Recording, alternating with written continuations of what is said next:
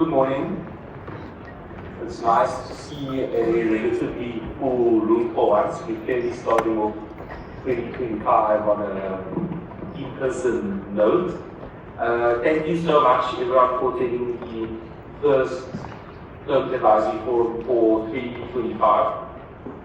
To start off with, I will take full responsibility and apologize for the last minute change in time in this meeting. I know that the regional advertisements went out for an afternoon meeting.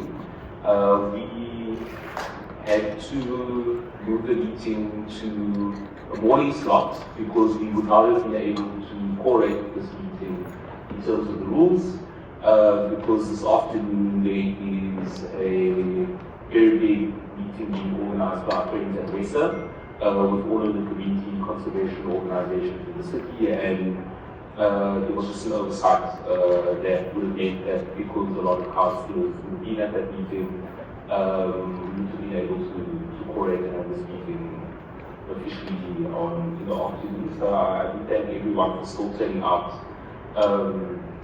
earlier. And actually going forward, if stakeholders feel like a morning meeting is more convenient than a afternoon meeting for the Terms Advisory Forum, then please send me a text or get in touch with me and I can take that input on board. I see that we also have quite a significant amount of people joining online, internally from the city, and with Alderman Andrews who's off and on. Alderman, we are correct today, is that correct? Yes. So before we get into any of the substantive items, there are outstanding minutes from meetings held in April, August, and October. We weren't able to adopt those minutes at the last meeting of last year because Caroline, Ms. Marks raised that we hadn't included all of the comments that are allowed in the grace period of this meeting. That has been corrected. So I'd like to ask if there are any additional amendments to those minutes or if we're prepared to move and adopt them. Councillor Logan. Just on a point of order, are we really correct? I count please. So the three councillors are the three of us, and then Alderman Andrews is online. And in terms of the rules? Pardon? For the purposes of the Section 18 committee members, Alderman Andrews is joining online. But actually, Councillor Butterbean is joining a little bit late. He's confirmed joining a bit late, so we can adopt the minutes when he arrives. Councillor. There are way more councillors than 5 in the room. In fact, if we raise our hands, I think we can present today. Present, physically present here. In fact, can all the councillors present here today please raise your hands just for the easy explain the rules. That's right. Okay, thanks, Ivan. Mario. Chairperson, just in terms of the rules of order for virtual meetings, online attendance does count as a quorum. Yeah. So we need to operate with very happy. The rules haven't changed. So are there any comments on the minutes from April, August, and October 2024? And you are to propose and second those minutes from the session. Councillor Franklin. Thank you. Propose, please. Ms. Mark, seconding. Thank you so much. So today we have 4 substantive items on the agenda for today's third advisory forum. So we've got the regular standardized reports which are presented at all meetings, and then we have 2 additional updates on the feasibility study for alternative options for marine outfalls, which many members of this room have seen the initial version of. And then we have an analysis of capacities and flows over time, which directly is presenting at the end of the meeting. So I am going to respect everyone that's joined in person today. We will be recording all questions that are submitted via the item box. As usual with this meeting, every time a person attends, we identify our mailing list, they invite them forward. As usual with the meeting, there is a 7-day comment period. So for the new councillors that have joined, I actually have acknowledged the colleagues from water and sanitation portfolio, the colleagues from the environment portfolio committee. The way this committee works is a bit different to the Section 79 committees. What we do is support quarterly term advisory for a meeting. We are all equal here as members of the public, stakeholders and councillors, so we have to take questions from everybody. And what we also do is we allow a 7-day grace period for comment afterwards. So if you have any questions or queries or comments, you can put those in writing to the designated email addresses below, and we will then get a written response to you. So there's that additional ability, and that thing is published in the minutes of the meeting going forward. We do that because the data is the presentations are very data rich and very technical. So you will be able to sit and look at the data and then form an opinion or in question. So we do allow this to be grace period. And I'll also just note for the councillors in the first time things, I'm going to please ask that we keep questions in line with the presentations that are presented today. There's a Section 80 committee meeting which happens once a month. If you've got any queries around solid waste or inland water quality, then you're more than welcome to write me and participate and join those meetings and ask about those. But for the purpose of this meeting, this is strictly about the impacts and the data and the measuring and monitoring of the marine outfalls and any plans associated with that. Okay, thank you so much. So that takes us on to our first item, which is the permit requirements reporting by Mr. Sultan. Yeah, thank you.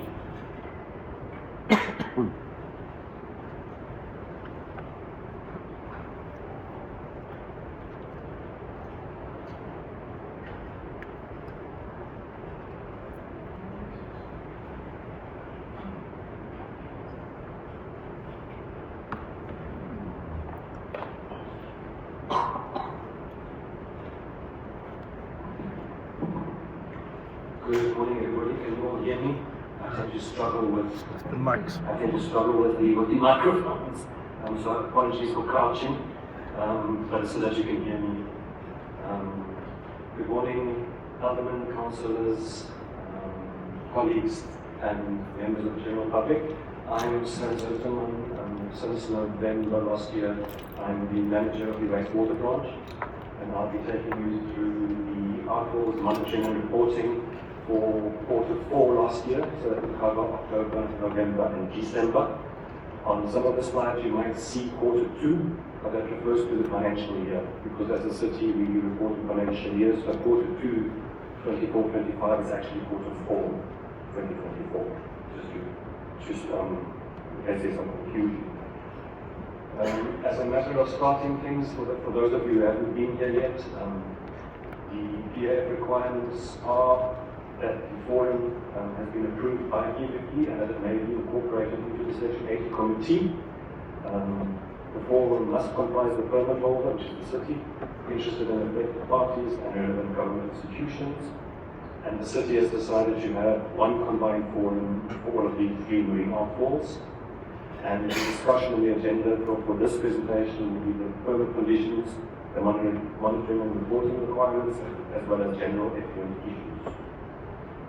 We will start just briefly with the permit conditions. In each of the permits, for each of the 3 outfalls, from their 9 sections, And this presentation will focus on section F, which is the effluent quality, the effluent quantity, the monitoring, the environmental monitoring points, sample analyses, the pipeline integrity, and the malfunctions, and to a lesser extent on the other points. We will start with the effluent quantity, so that's the total amount of flow to the outfall pump stations. You will see that I will talk about two different flow measurements, and that was a requirement of our coastal waters notices, that we present our own flows as well as the flow measurements by an internal auditor, and that's what we do. And the first set of flows will come are our own flows, which are measured on a daily basis, and you will see there's a number of limits. The green limit is the DFE permit, that's the new permit, which is currently suspended in terms of flow meters temporarily. The blue line is the actual design capacity, an average flow flow of the outfall, and the dotted line is the old license quantity limit. For Camps Bay, you will see that it is hovering around between 2 and 3 millimeters a day, and October, November, and December are generally the drier months. So this will tend towards what we call its average dry weather flow, and that is currently its normal average dry weather flow is between 2 and 3 millimeters per day. Camps Bay is slightly different to the other outfalls in terms of going towards December. Its flow actually picks up because of the amount of visitors that come to Camps Bay. So that's one of our few works where you will see the flow increasing in December and January, and that's merely because of people coming to the holiday houses, of overseas visitors, local visitors frequenting the area. For the Greenpoint outfall, the colours are the same, and you will see that at the moment the average flow at the local Greenpoint is between, I would say, 22 and 30 millimeters per day. On average, it is currently getting about 25 millimeters a day average dry flow. The fluctuations are normal daily fluctuations in terms of weekend flows might be a bit lower, weekday flows are a bit higher, so that's normal, normal fluctuations. And it's also the hard bay outfall. The picture is also, we are very much above the permit that has been suspended, but we are currently roughly on an average flow of between 7 and 8 millimeters per day. In terms of the external flow measurements for the external auditor, they come in the format shown here, and the only difference is that there's data log attached to the flow meter, and the external auditor gets the measurements from the data logger, whereas we get our measurements from the instrument itself. You will see they do correspond. The only difference will come in if our staff doesn't read exactly in 24-hour intervals. It might be slightly different. So this is the one for Camps Bay. This is the one for Greenpoint. And the following one is the one for Hard Bay. You will notice the dips in the flow for Hard Bay. And these were when the dialyzer pump station had issues. That means the dialyzer pump station pumps directly to our outfall, and if it doesn't pump, we get the dips that you can see in this graph. The next section will cover the effluent quality, so that is the analyses done on the wastewater getting to each of the outfalls. Again, there will be two sets. One analysis done by our own scientific services laboratory, and the other one done by the external auditor.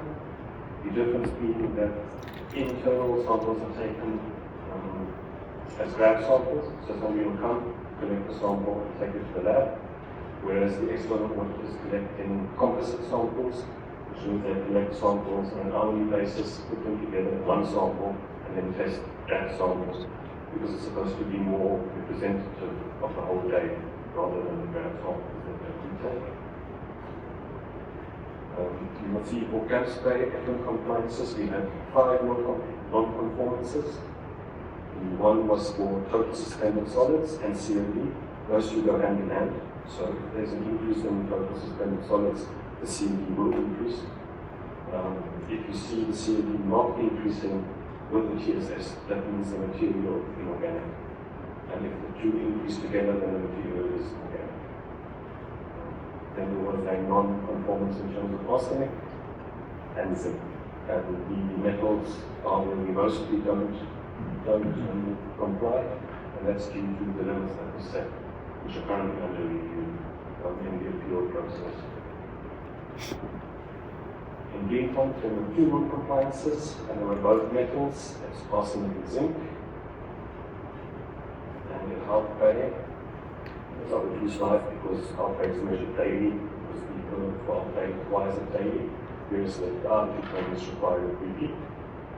There were two non-conformances as well, one TSS and one TKM. This just gives a brief overview of the non-compliances in terms of numbers. So in Camps Bay, the TSS non-compliant was 1,800 milligrams per liter versus a limit of 780.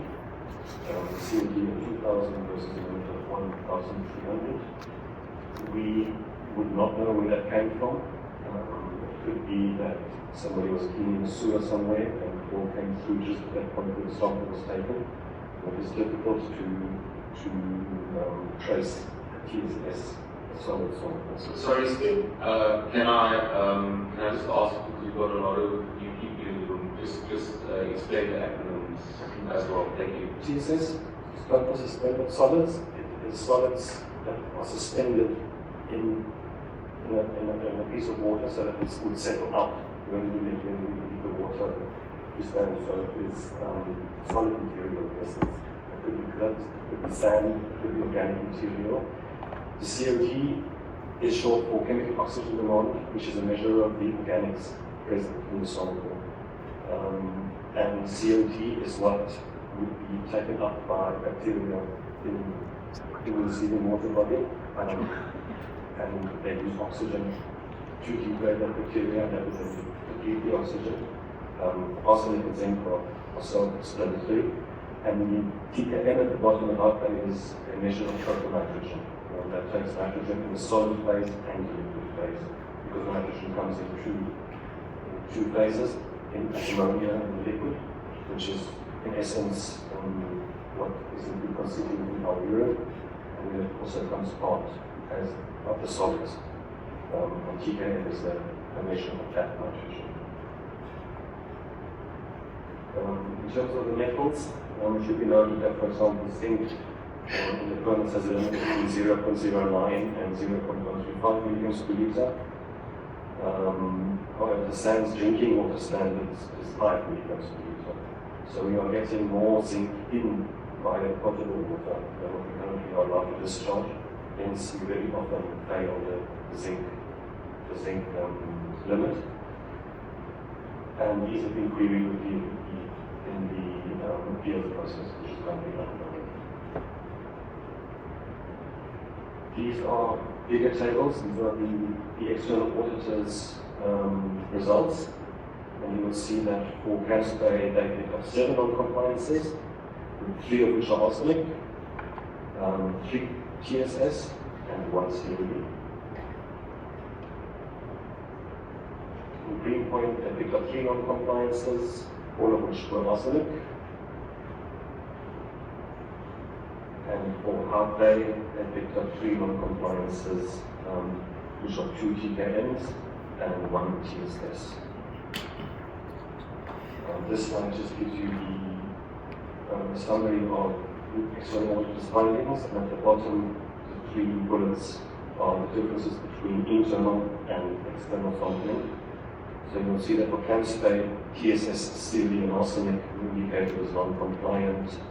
For 3 samples by the City of Cape Town and for 7 by the auditor. However, only the city's analysis indicated 2 non-conformances in terms of zinc. In case of Greenpoint, arsenic was indicated as non-compliant for 1 sample by the city, 3 by the auditor, and one non-conformance regarding zinc was picked up by the city stock only. And for Half Bay, the TKM, which is the total nitrogen non-conformance, is indicated by both the city and the auditor, one and two respectively, while the TSS was indicated by city only and mercury was indicated by city only in one instance. And the difference again, just to refresh the memory, is that the city of Cape Town is a draft sample and the external auditor is a composite sample. And this is in accordance to what he wanted us to do in the analysis. In terms of the environmental monitoring, which is the next presentation, so I'm going to skip through it very quickly. It's just to show that Infinity was appointed to do the receiving environmental monitoring, and that will be done in the next presentation. This is just a quick show of the points that are being monitored by that environmental investigation. The next one is the pipeline integrity and condition. So that is the actual outfall pipeline that goes into the sea. It gets inspected regularly, and the pipeline inspections for this financial year, which is from July 24 to June 25. Camps Bay was inspected on the 23rd of October last year. Greenpoint was inspected between the 1st and the 2nd of December. It's 2 dates because the first inspection didn't work out due to visibility conditions, and Half Bay is still outstanding. It will be done in the first quarter of this year. In terms of the pipeline integrity inspections, the contractor gives us a report, and in the Camps Bay article, they indicated that the article remains structurally sound, with observed deterioration aligning with the intended design of the pipeline. That means the pipeline was constructed as an HDPE, which is plastic pipe, encased in concrete, with a steel sleeve around. And the steel sleeve is the sacrificial layer which starts rusting. But that's it as it was designed. There's not a lack of maintenance scenario. And then they concluded that regular monitoring and inspections would continue to ensure long-term pipeline integrity. And there's just a few pictures that I could put on the slide from the dive. For the Greenpoint outfall, they confirmed that the outfall remains fully operational, all the fuses functioning as expected. However, I noticed a notable increase in marine growth, and particularly the sea urchins. And we saw that on the Camps Bay picture. There was also quite a few sea urchins on it. Additionally, again, plate showed a little bit of deterioration, which may require future cleaning and maintenance. And they also observed that the fuses 5 and 6 may have reduced flow, which means they are visibly letting less out than they should. But other than that, the constitution of the outfalls are good, and they have not noticed any blockages and immediate concerns. We will await the Half Bay report from the first quarter of this year, and then we will action anything that we need to do based on these reports. These are the pictures of some of the fuses in Greenpoint. On the bottom left is the end cap that we're talking about. The following section is malfunctions and abnormal conditions, and that covers malfunction in the actual pump station or the actual pipeline. In the previous staff meeting, we reported one malfunction of the Greenpoint outfall, which was the pump failures that happened in September last year. It was Camps Bay out there in none. And for the period under current that we are currently looking at, there was one incident, but the air relief valve on the Greenpoint outfall sewer started leaking, situated in a manhole between the pump station and the promenade, and that had to be replaced for the festive season, and it was replaced with a new one. The reason it looks so rusty is because it's situated in a highly corrosive environment, and because it is an air relief valve. If the air gets relieved, that will have methane gas, sulfide gas in it, which attacks our mechanical infrastructure, and it was this on the picture. Both Camps Bay and Half Bay had no incidents.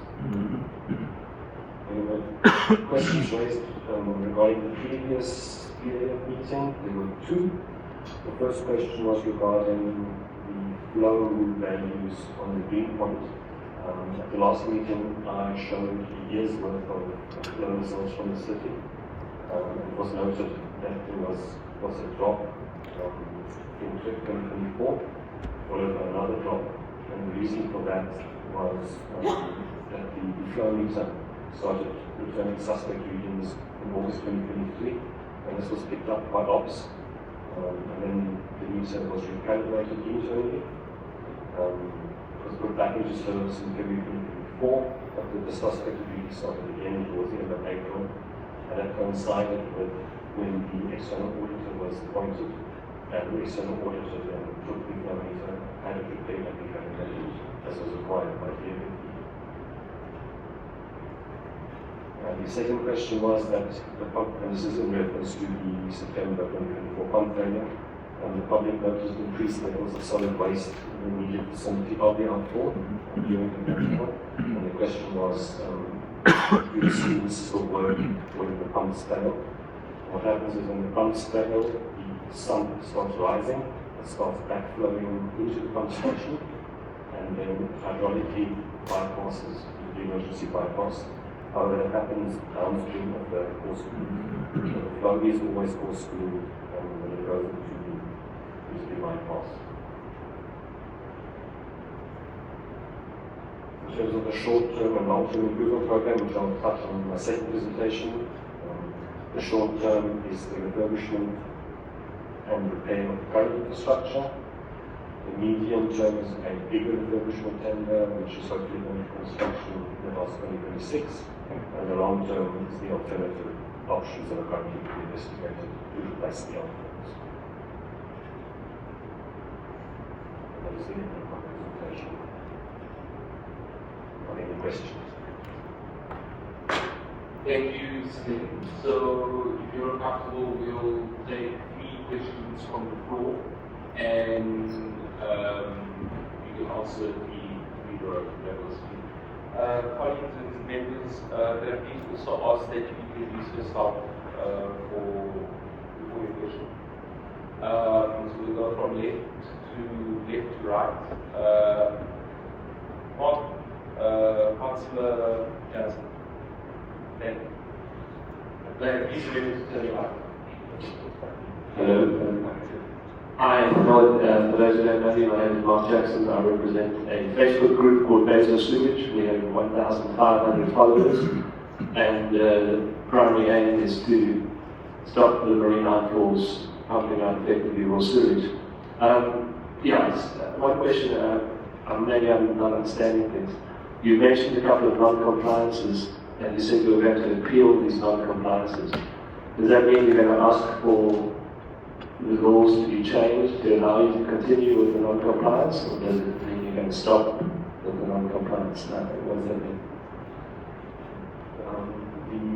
The 3 permits on the articles are currently under review, and that is from both the public and the city. And we're looking at the effluent limits is part of that review. Whether it's going to be lowered or increased or not, that is completely up to the review. And after this appeal process, they will be reissuing the permits with limits that they deem. So what are you appealing? Are you appealing for the limits to be raised, or I'm just trying to figure this out. In terms of flows, we were appealing the flow values. And in terms of the metals, we were appealing the inconsistency between the 3 outfalls and the level of some of the values, because some of the metals, for example, zinc, are not harmful to the marine environment, are harmful to humans, because some of us actually take zinc as a supplement. Okay. And they come in from the potable water side higher than the limits that were set for us to go out, and we failed at by default. Okay, so you're saying those limits don't need to be there, basically. Okay. I really also respond to the question. we'll go through the room and take run a shot at the first question if you've got any follow-ups. Okay. Then we will give out chance. Great answer. Thank you. So we've also appointed an independent expert to have a look at the water quality issues which we've identified, and it's more around the inconsistencies in the permit and the values in the permit which don't make sense given the potable water requirements. So that is what we're engaging with the EFF about. Thank you, Director. Councillor. Good morning, Councillor Richard Hill from Ward 58, from the Wash, Claremont and Kenilworth. Thank you, Chair, and thank you, sir, for a very comprehensive analysis and report.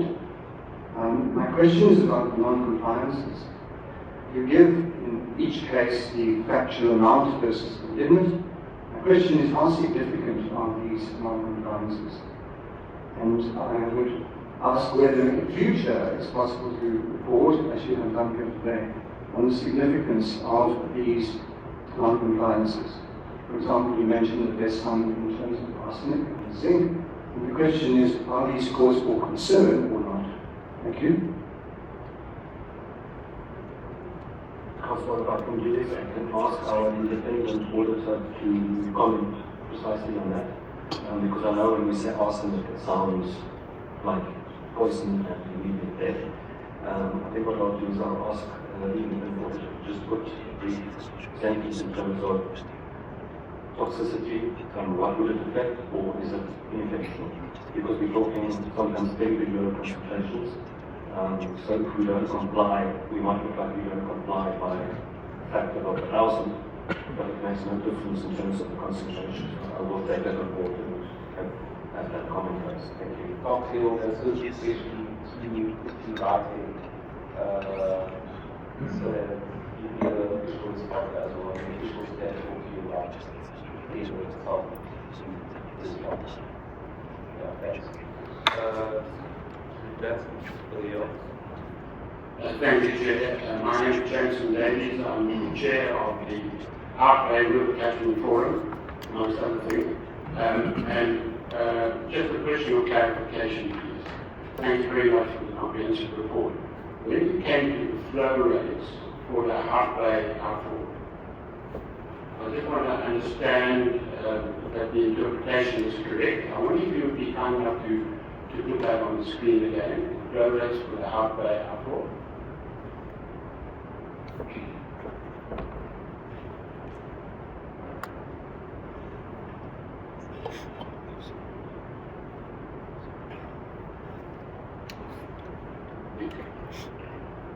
you. And perhaps you could just articulate again what the significance is of the green line and what the significance is of the red line. And I didn't hear any kind of mitigations or any plans going forward in your short and medium and long-term improvement plans. So let me tie up those two issues. Let's get a technical definition of what this means first, and then we'll get into possible solutions. Thank you. If you look at the graph, the purplish line is obviously the readings that come, the daily readings that come from the flow meter. The green line is what you put into our new permits, and that is what's been temporarily suspended by the minister because it's under appeal. The blue line is the design capacity of the pump station as it currently stands, but it is just the pump station, not necessarily the pipeline. Because as far as I know, the pipeline was designed for double the flow it's currently taking. But the pump station has not been equipped to do that. And the dotted line was the previous permit that was issued by DWS, and that was the limit in that fund. And the reason for the difference is that DWS had taken account of average dry weather flow as well as wet, so they had three different values in terms of flow during the wet season. When we get a lot of ingress into the sewer, so the volume increases, but the pollution amounts are diluted. So the load in effect is the same. Whereas DFFT have not taken account of that. Thank you, sir. I think the question is this a question of concern? Relative to the suspended DFFE permit, I think this is what this committee is saying about. Chair, can I possibly request that we hold that question until I've finished my presentation, because I do cover flows and capacities and permit conditions. So, yeah, I think I will answer it in my presentation. Thank you, Mark. Thank you. I just like to say that some people have arrived late. There is an attendance register. It is an attendance register. I'm here for Mario. Please remember to sign the attendance register because you'll then get the follow-up in e-mails directly. That's very important. So I'll take 3 questions. Councillor Little, number 1, then 2, Caroline Locks, 3.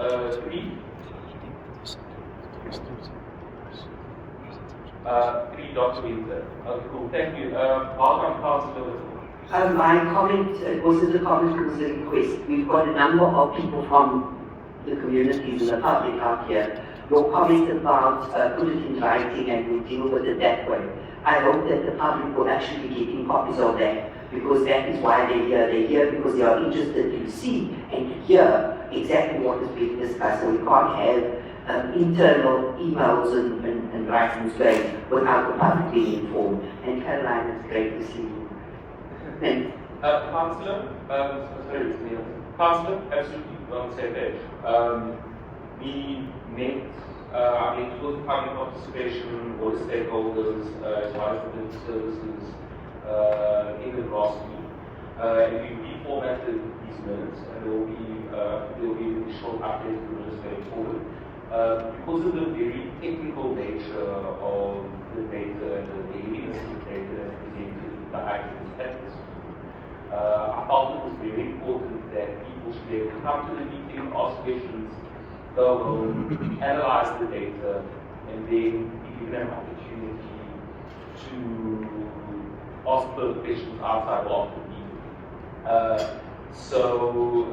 That doesn't usually happen. In your learning section, if it's 79 meetings, that doesn't usually happen. Then you really go away and ask questions again. But then those questions are published with the names here and the response. No, that's also on. Thank you so much. And then number 2 was Caroline. Thank you, Sven, for a very clear presentation. I want to comment that I find this meeting very encouraging, because this is actually democracy in action, which is what this country really fought for. I just have one question around the presentation, around the sequences in the TSS and the CID levels. I'm presuming that the screens were all in place. So the question is just how come they didn't protect those sequences, and what can be done going forward so that it doesn't happen again? Ms. Marks, the screens are designed to remove bigger, what is in essence trash, what people flush down the toilet or shouldn't be going down the toilet. And it includes plastic packets, apologies for condoms, female hygiene products, and all sorts of other stuff that should actually go into solid waste.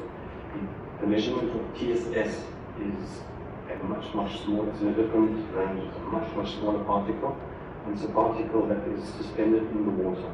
So if you take a sample of water in a clear bottle and you let it settle, you will see the color difference between the bottom and the top.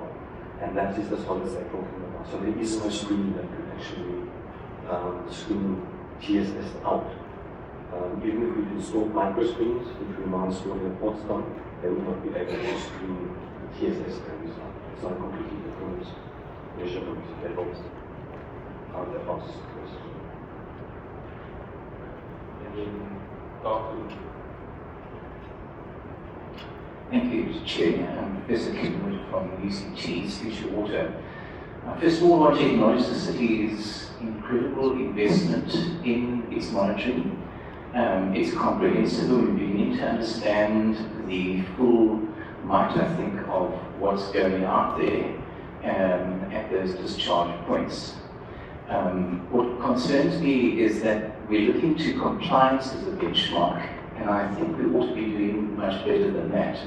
For instance, when I look at some of the data coming from that, nitrogen, ammonia, for instance, COD, they're incredibly high, and while we might be comfortable with the compliance, they are damaging long-term to the environment, and we ought to be doing better and maybe starting to develop our own benchmarks that start to increase our ability to discharge cleaner water than that.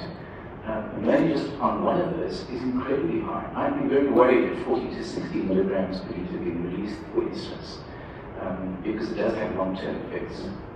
Thanks.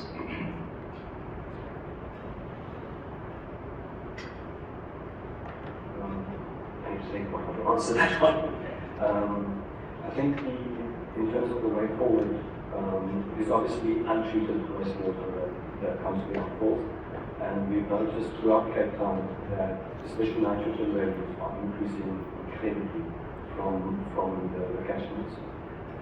We don't know why at the moment. There used to be a standard South African wastewater where they said this is the standard value that you would expect coming from typical South African wastewater. And in Cape Town specifically, we have surpassed this on a huge scale. And that comes with both COD, so the organic load has gone from an average of, I'd say, about 750 to well over 1,000, depending on the catchment. And the same happened with nitrogen. The nitrogen values have almost doubled in some of the catchments. And even though during the drought, when you see that the concentrations go very high, that's obviously just a dilution effect, but it's the loads that are increasing. And currently, we don't know why they are increasing. We don't think it is an industry or anything, because it is throughout the city catchments, on both catchments that don't have industries, like for example Richards Plain, and catchments that do have industries. And in terms of the long-term options, we're also looking at sort of a phased approach where we could put down a first phase of a treatment process that will better the quality of treatment going out of the outfalls, rather than putting the whole thing out at once, which will obviously cost a lot of money, and which will gradually improve what's going out until the full budget for treatment can happen. I'm hoping that answers your question.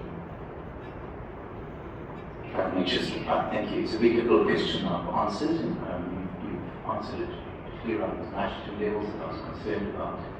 I think the city also should be looking towards composite samples as well to get a better understanding of that. It's very good to compare composite samples as you made in your presentation when made. Thank you. Are there any additional questions or follow-up questions that we put on this item?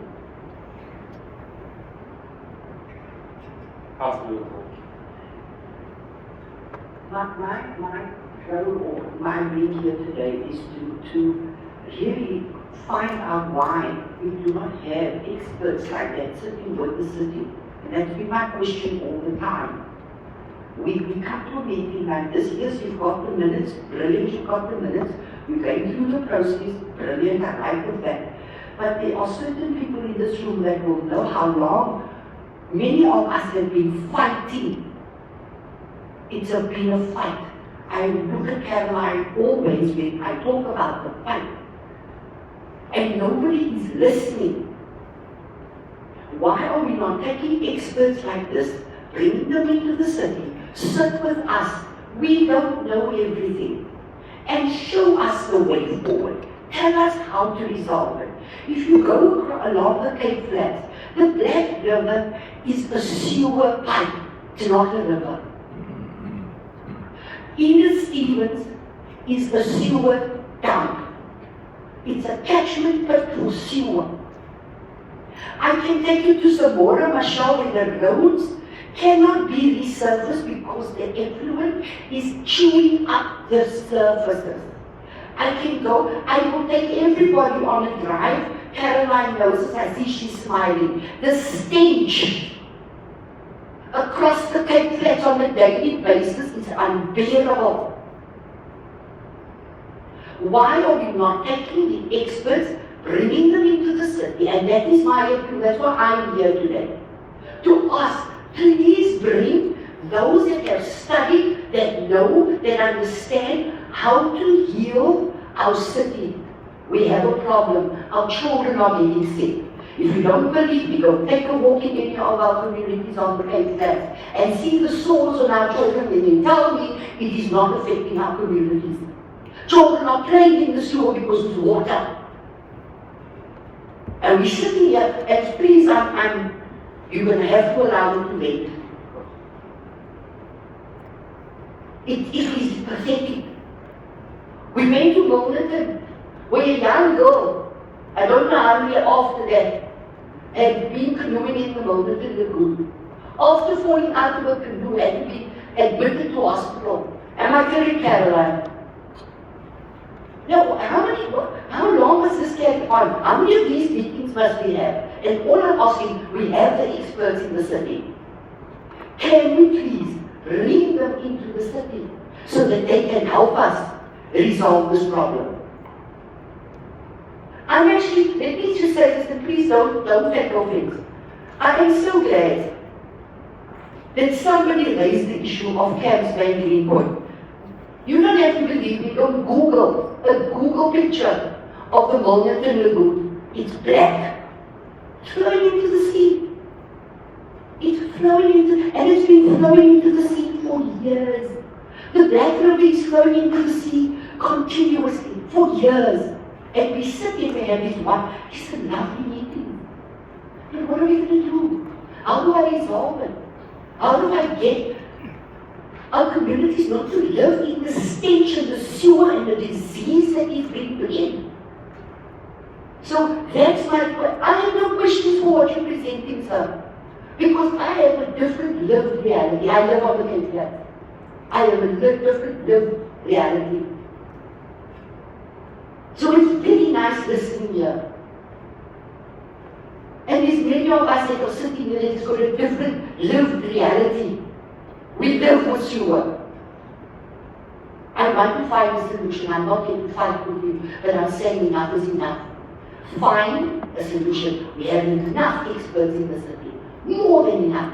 We've got universities, we've got Stellenbosch, we've got UCT, we've got UWC, we've got colleges, we've got people. Take the people to the city and can we please find a way forward. Thank you, sir. You don't have to. I grew up on the Cape Flats too, and I agree with you about the experience with us. We're on the same page. And I just want to, again, maybe I should just come up front.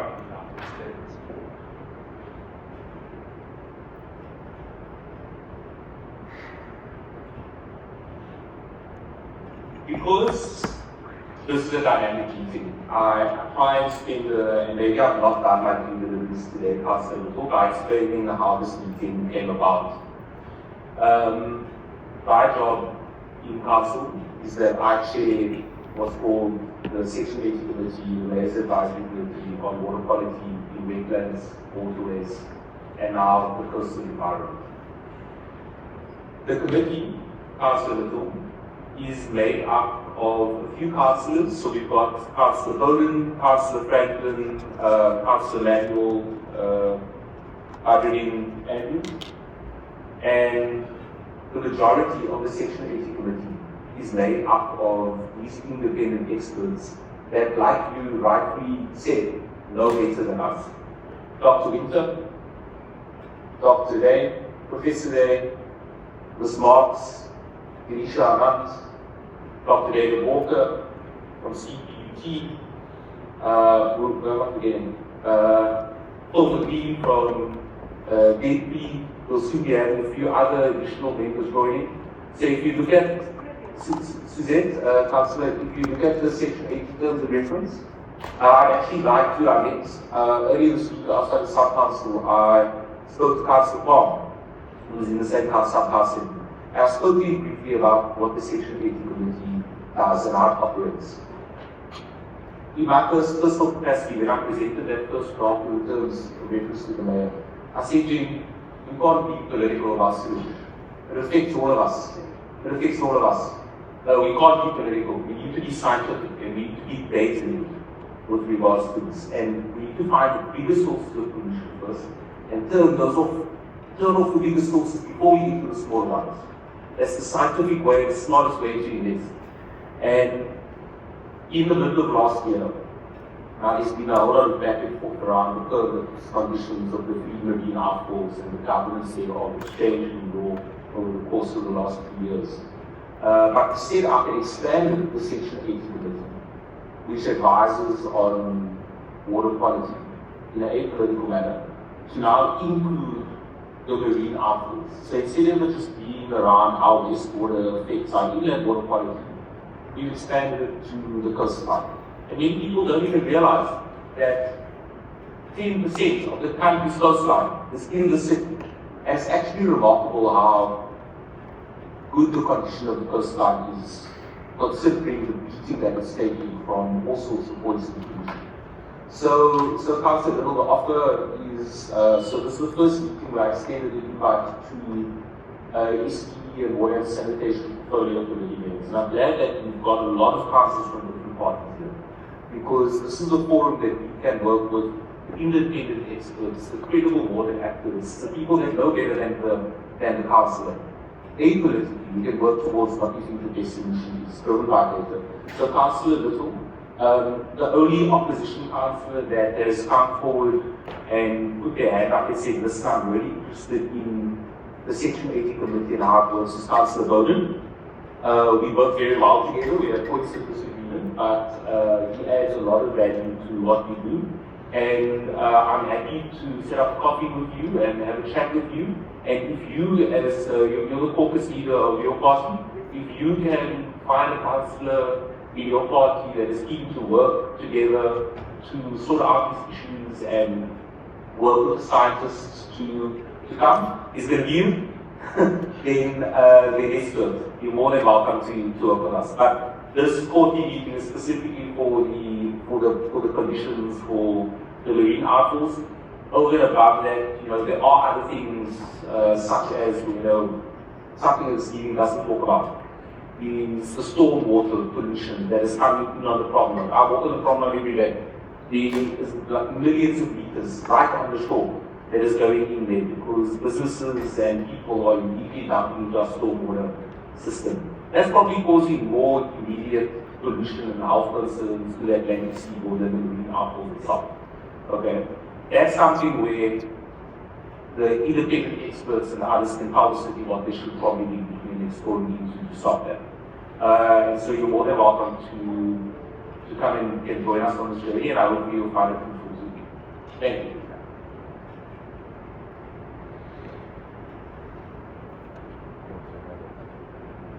Are there, on this item, I'm assuming there aren't any further questions. Okay, cool, Jay. And then, so, okay, cool, just the same. Yeah. Thank you, Alex.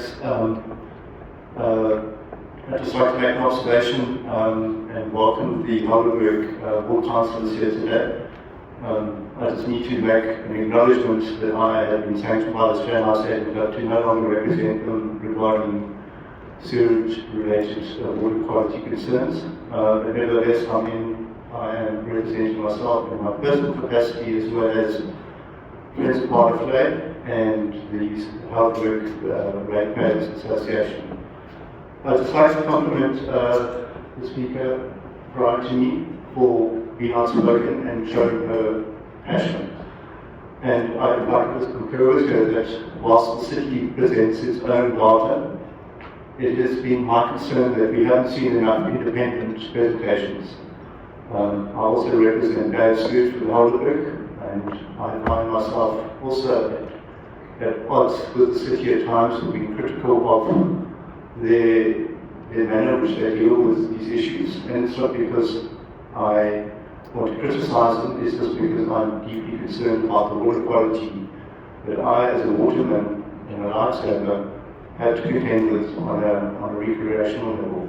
So I'd like to add the point that we need to include the user experience in this entire discussion, because the importance is that it impacts our environmental custodianship and the recreational enjoyment that tourists and our citizens enjoy. And I think I'd like to summarize it on that point, is that if we forget the importance of our environment, we are not going to have a happy, meaningful city. And I think that's ultimately what we are all striving for. And we all have disagreements to this, but I would like to for everyone to work together with this transparency and with this courtesy and respect. Thank you. Thank you, Jamie. I think, I think I sort of indicated it, or implied it when I last spoke about it. There is always going to be room for improvement for how the user experience translates into monitoring and policy. Always room for improvement. You'll never not even get it 100% right. So I'm very happy to, I really appreciate how you've come to the PAS, you've come to the Section 80 committee, I've allowed you to participate and give some constructive criticism and feedback. No one wants to see anyone getting sick because they swam in the ocean or river. No one wants to see that. Now there are people outside the room that they don't want to come here that will say that the government wants to hide that water quality. I wouldn't be doing this if that was the case. That would be such a shocking thing to imply. We don't want anyone to get sick or have a bad experience. So if there are any tangible ways in which you think that we can, if there are suggestions on how we can include the user experience or find a feedback mechanism for user experience to feed into either one of the Section 80 committees or the PAF or some sort of campaign, I'm happy to have that conversation with you if it leads to more transparency and if it leads to more wins. That said, I think I'm sure there are more questions, but I've looked at these items. There are more things that we can talk about further on. So if everyone's happy, I'd like to move on to the next item. Thank you so much, Ken. I really appreciate it. I'd like to move now to the environmental monitoring plan. Jeremy, are you leading? Okay, thank you. This is a second standardized presentation. So this presentation, a version of it comes to the quarterly meeting every quarter. Thank you. Thank you, Councillor Lansdowne. Thank you, Alderman and colleagues. My name is Jeremy Rose. I'm with Infinity Environmental. I think many of you probably have seen me out here before, but I wanted to just start by finding out who is new to this forum. Possible to just get a show of hands. It helps me understand how much of the initial kind of explanations to include in this presentation. Good.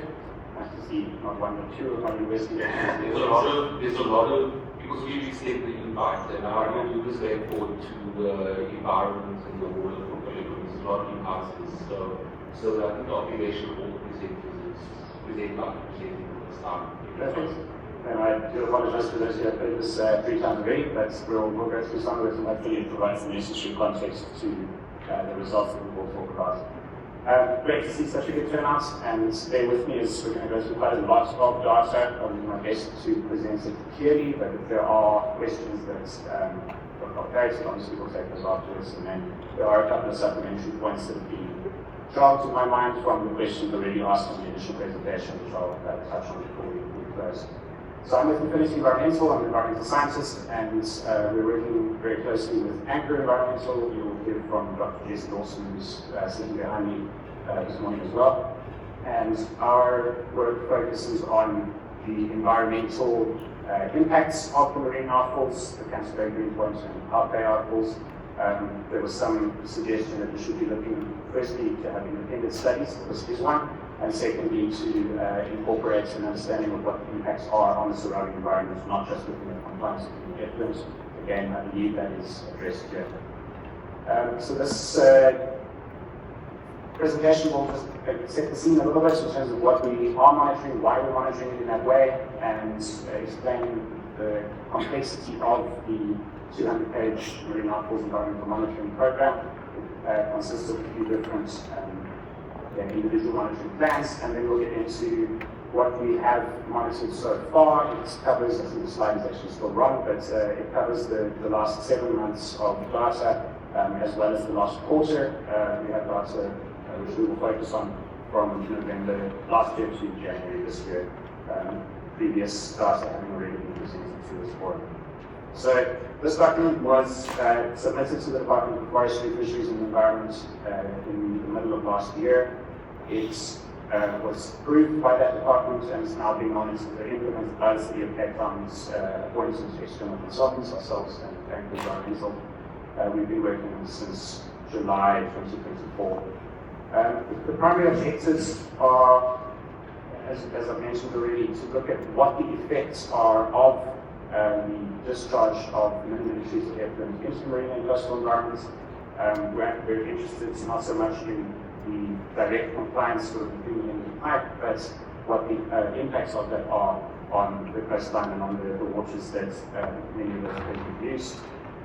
There is a lot of existing data. I will touch on this a little bit. The fact that this isn't the first time that the marine impacts are being looked at. And then, of course, lastly, to comply with the various permits. We've heard that aspects of those are in suspense pending the appeals, but this monitoring program continues to ensure compliance with the specific permit conditions around environmental monitoring. Context again, and apologies if you've seen this before. I saw that this map being made into the Daily Maverick a few weeks ago. The city has a number of wastewater treatment works. There are many of these, most of them discharge into rivers or estuaries, and from there the treated effluent makes its way into the coastal environment eventually via our waterways. The exceptions to that are on the Atlantic seaboard, where the green points, the Camps Bay and the Half Bay outfalls discharge directly into the marine environment via offshore pipelines. These pipelines are specifically designed to work using the principle of dilution in order to reach acceptable water quality levels at a point measured distant from that initial discharge point. Fresh, usually warm effluent rises quite quickly. It's very buoyant, so as soon as it gets into the marine environment, it rises. It's discharged through these diffuser structures in the pipes, and that initial dilution point occurs kind of before the effluent reaches the surface of the sea. And from there are other factors that come into effect. You do have the secondary dilution effects, where ocean currents and wind and sunlight and other factors start to influence the water quality. But the primary focus in this is what is happening at the point at which the effluent is modeled to reach the surface, and there are regulatory mixing zones which are defined in order to provide a point where we consistently monitor over time whether we are seeing significant changes in water quality parameters. So we look at what's called in various documents the zone of initial dilution. That's the physical point at which the initial dilution ceases and that secondary effect starts to kick in. But then we monitor specifically, because we want to be able to do this consistently at the same points over time, every month for years, is on the edge of what's called the allowable mixing zone. And that's defined as a slightly different shape for each of these outfalls based on the depth at which they discharge and based on the number of diffuser structures. So we're building on a lot of existing information, and I must just say that the presentations to the Permanent Advisory Forum to date, including today, are interim data presentations. We're providing you with the last few months and sometimes the last 7 months of information, but it hasn't yet been statistically analyzed, it hasn't yet been assessed to provide definitive answers on marine impacts. That will happen for the first time after the first year of monitoring is completed, and then there's a 3-yearly report which looks at all of the various parameters, including some of those that only get monitored just frequently, and will provide specific recommendations on whether there are issues or concerns. The city has monitored along its coastline and around its outfalls since at least 1990, and there have been various programs, including over the past 10 years, specific focus programs around the Half Bay, Camps Bay, and Green Point outfalls. I see that we have Dr. Brent Newman of the CSIR joining us online as well. He was responsible for the implementation of some of those. And the current monitoring program, which is a 3-year program, intended to be repeated over time, kicked in July last year. That's in addition to coastal water quality monitoring that the city does along all of its beaches, which focuses on human health. This is really just about environmental impacts. So we want to understand these things. We want to understand if there are changes in environmental parameters over time. We specifically have a long-term monitoring program in place because many water quality parameters, many aspects change quickly, but then others, specifically those that relate to organisms and to other aspects of ecology, which might only be felt over a longer period. We want to compare, and very importantly, we've included a number of sites that provide us with an understanding of background and reference values.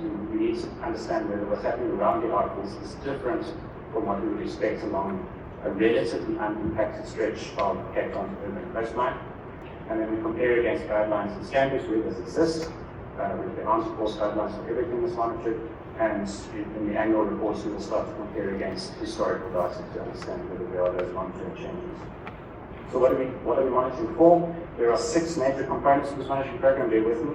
The first one, and probably the easiest to get our heads around because it happens very frequently and it's monitors things that most of us are familiar with, is the water quality monitoring plan that looks specifically at the quality of water in grab samples which are collected on a monthly basis. Water quality is highly variable on a time scale. It changes from minute to minute. It changes spatially as well across the area that you monitor. So this provides you just with a sort of snapshot of how well the articles are performing in diluting the effluent in the marine environment. It doesn't consider a few other things, so it doesn't tell you how much of the pollutants or contaminants are potentially taken up by marine life. It doesn't assess that availability, and it also looks at specific parameters. So we monitor for nutrients and for metals and for bacteria and for solids, but we don't use it specifically in this program. We don't look at the potential synergistic effects of multiple things are present in the effluents which might affect organisms.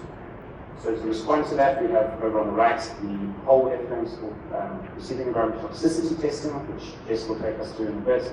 That looks at the effects of a sample of water on marine organisms. So if you expose, in this case, sea urchins, to a full sample of the water from various places around the Outfalls, what is the effects of that on the organisms? So that will consider some of the gaps in the water quality monitoring, which are around how available particular contaminants and nutrients and things are to the organisms, and if there are multiple things that can consider. And then to understand a little bit more about change over time, and also to look at the effects of the solids which are released into the environment, we monitor concentrations of various things in the sediments, in the sand and silt which builds up on the ocean floor. We expect this to vary less over time.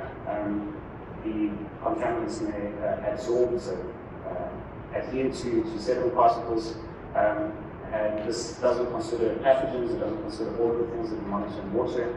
It also doesn't consider biological availability, but it gives us a little bit of a longer-term view of how things might be changing. And then a much bigger focus on the long-term impacts are the tissue assays. So these are collecting marine organisms and analyzing them for the amount of trace metals which they may have taken up from the environment, assessing in 2 ways, which we'll get into in a bit. Both organisms that are present in the environment, collecting them and assessing those, and then also on an experimental basis, placing bags of mussels into the water and seeing over time how they take up or not trace metals and other contaminants. So tissue assays doesn't look at nutrients, doesn't look at organics, but it addresses the potential problems, which we'll get into in a bit, of detecting very low levels of contaminants, particularly metals, which can be extremely challenging in seawater. And then, in addition to that, because it's not just about what's in the organisms, but about how the ecological community structure may change close to the Outfalls, for instance, further away, we also have a program which the first sampling events took place this month, which looks at specific changes, firstly in the invertebrates present in the sediment on the seafloor, to understand the differences in the community structure, in the number and the species of invertebrates present, and also transects undertaken by divers to understand changes or differences in habitat between areas on the outfall, mixing zone, and areas further away. So the idea here is to give a more comprehensive perspective. We believe this is the first time that all of these parameters are monitored for the same sets of outfalls in a structured and comprehensive way, although various aspects of this have been undertaken more piecemeal over the years.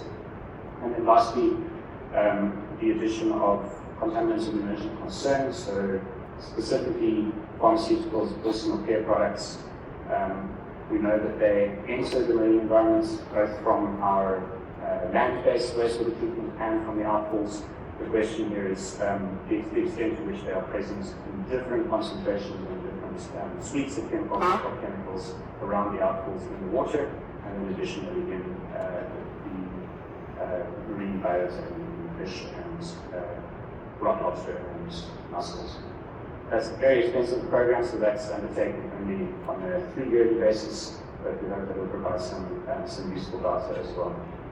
So these are the various components that each have different frequencies. We monitor seawater quality and ecotoxicity every month. We monitor sediment quality and accumulation of trace metals and other contaminants on an annual basis. And then the effects on ecological community structure, the contaminants of emerging concern, specifically personal care products and pharmaceuticals, being monitored on a 3-yearly basis. And each of these more complex, longer-term ones at the bottom alternate over that 3-year period. And then lastly, microplastics have also been added to this monitoring program, so that gets monitored on a quarterly basis, as part of the ongoing monitoring. So over the past 3 months, and that's what we're focusing on today, because we're presenting all the data previously. In November, monthly water quality, monthly ecotox testing were undertaken at the 3 outfalls. The data up there. Just to give you a sense of the level of effort involved here, just that is 560 individual water samples analyzed by these 3 different laboratories. In December, we added the quarterly microplastics monitoring to the usual monthly suites, and in January back to the usual monthly water quality and ecotox testing. So that's over the 3-month period, a total of over 1,700 individual samples to be analyzed. And data not yet available for presentation because the team is in fact still out today, and the last of these surveys includes the less regular aspects. So in February we conducted the first of the annual sediment sampling surveys, and the first of the environmental bioaccumulation, so collection of mussels, rock lobster, and fish, to understand that there are contaminants building up in tissue, and the first also of the ecological transects and genetics universal surveys. So a lot happened this month. It was a very busy month for the teams. Just a few examples of what the monitoring actually looks like practically. It is a harsh environment to work in. The teams made commitments under this monitoring plan, not to only choose the nice flat sunny days, but we want to get a sense of when, how things may change under stormy conditions or under conditions that are less ideal. These pictures may not get that impression now, because the sun's shining. But the teams work off small boats and use a combination of grab samplers and in-situ instruments to collect and then process for the laboratories. So I'm going to spend a little bit of time just explaining where we are looking. And I'm going to do that with each of the sites. The same principles have been applied in selecting sampling stations for each of the 3 outfalls. We want to know what's happening on the edge of that idealized mixing zone. We want to then understand whether there are changes closer to where people use beaches, to where people interact with the coastal water. And then we've also got a set of sites usually that is very close to the beach, which gives us a sense of if there is a plume of effluent from the outfall moving in a particular direction, we should be able to pick it up at various points within the sampling sites. And then we usually have, in addition, points at specific known or expected points of pollution from other sources. So in the case of Greenpoint, you can see we have the outfall pipeline which goes out to sea from the Greenpoint shoreline, and we have a set of sampling sites that are located around the edge of that mixing zone. We then have sites that follow the model we're expected, mainly plume distribution hubs towards the northeast. We have sites between the outfall and the shore, sites along the shore, and then we have two which are intended to give us some idea of the contribution of the Port of Cape Town, in this case, and the Jeep and Black Salt River mouths in Table Bay as well. And at each of these sites, every month we collect samples and analyze those for all the parameters that are listed here. Kevin, I'll come back to the question about ammonia at the end.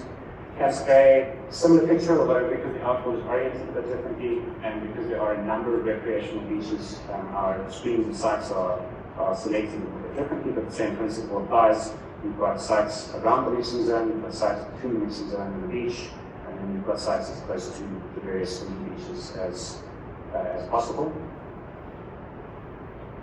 Out Bay, very similar principle, except in Out Bay, again, outfall is oriented quite differently, so we have room in Out Bay to have three individual streams and sites which should allow us to pick up any movement of effluent plumes towards the beach, which is where most people interact with seawater in Out Bay. And then one additional site at Dungeons, which is where people also participate in recreational surfing and snorkeling. And then lastly, very importantly, we have reference control sites established for each of the outfalls. So to be able to compare what's happening around the outfall meaningfully to background conditions, there are sites established as far as possible from known sewage inputs within the city, but still within the city's coastline, because we still want to pick up any sort of ambient conditions. We want to be comparing as closely as possible against the background conditions. So for Greenpoint, we have a sampling site at Robben Island, and we use that as a comparator. For House Bay, we have sampling sites, two in fact, at Chapman's Peak and all the way down the Supermarket of British Factory, and then for Camps Bay, we have a comparative sampling site of Bonko Bay. And in each case, when I get into the data, you'll see that we compare against those reference sites. Okay, here so far, so I'm going to talk now about the last quarter's data for Greenpoint and then Camps Bay and Out Bay. For Greenpoint during the November to January quarter, we had, this table is possibly confusing, but we collected a total of 180 samples. So something I didn't mention when I was showing you the maps is that at each of those sites we sample at the surface and at the middle deck in the water column and just above the bottom. The intention being to get a sense of if there is dilution occurring, and if the plume is rising towards the surface, we should be able to pick it up in mid-depth, and then we should be able to sample at the surface, which is of course where most people interact with the water. So in Greenpoint, a total of 3 exceedances of the guidelines for enterococci bacteria, which are defined in terms of the 1995 guidelines. 100, I think it should actually say 240 polyform units for a single sample, but the number of exceedances is the same. 2 of those were on the mixing zone, and the other one was on the site between the mixing zone and the shoreline. No exceedances of those guidelines at any of the reference sites monitored, and you'll see that they all occurred in December. Nothing in November, nothing in January. So the next few slides just spatialize that a little bit for you, give you a sense of where these sample sites are located and where the exceedances occur.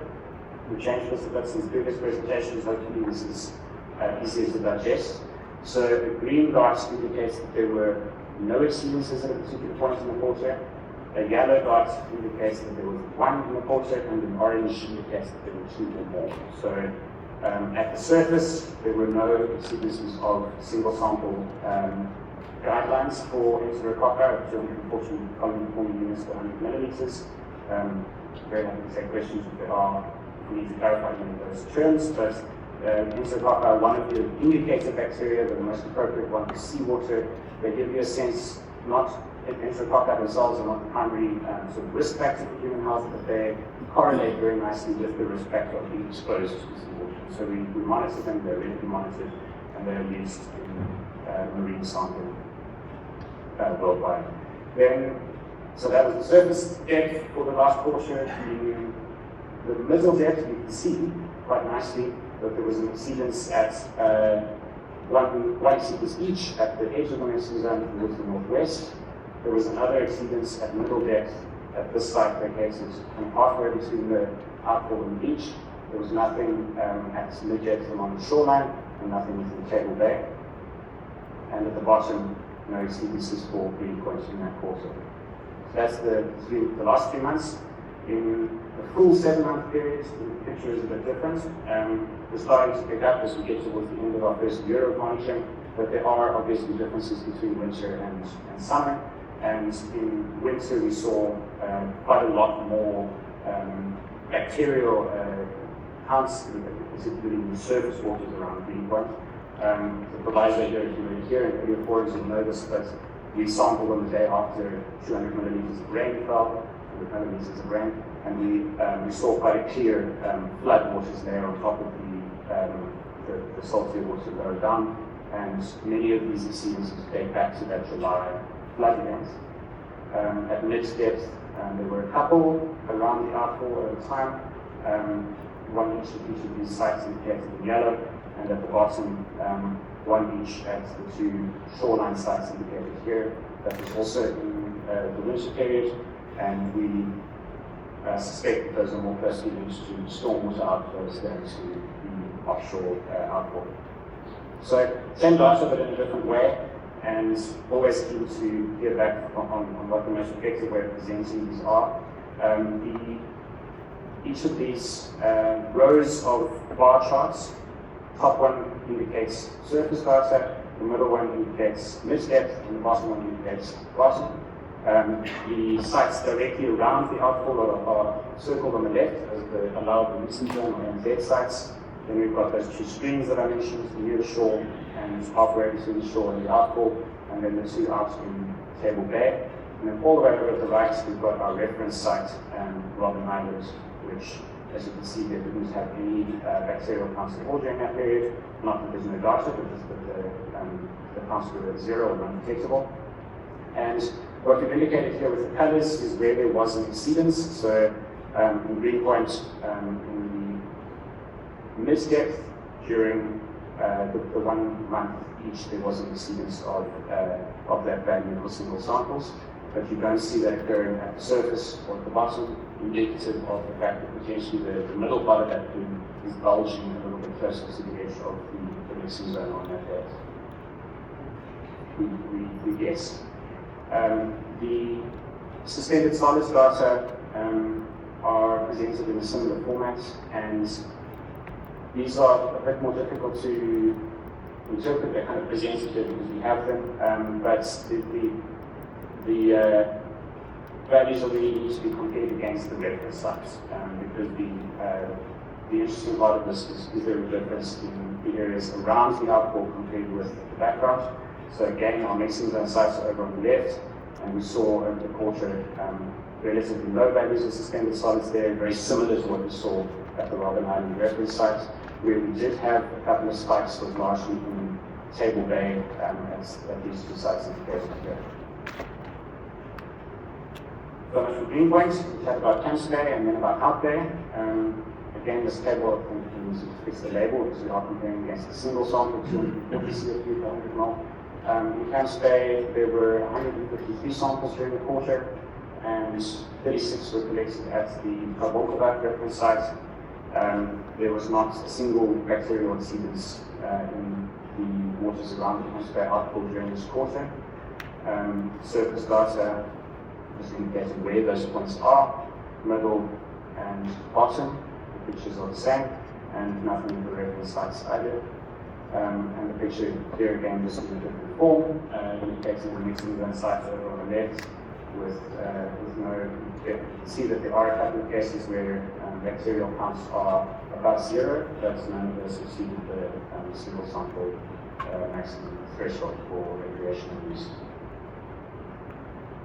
as Camps and the suspended solids data, again, mixing those sites reasonably low. Higher suspended solids in sites close to the beach. Camps Bay is quite a dynamic coastal environment, so you have quite a lot more movement of sand and sediment. There are a lot of reefs in the area that we're sampling, and so it's possible that many of these values that are picked up in this area relate more to inorganic sediment rather than anything derived from urban environments. The reference sites have very similar values to what's picked up around the outfall.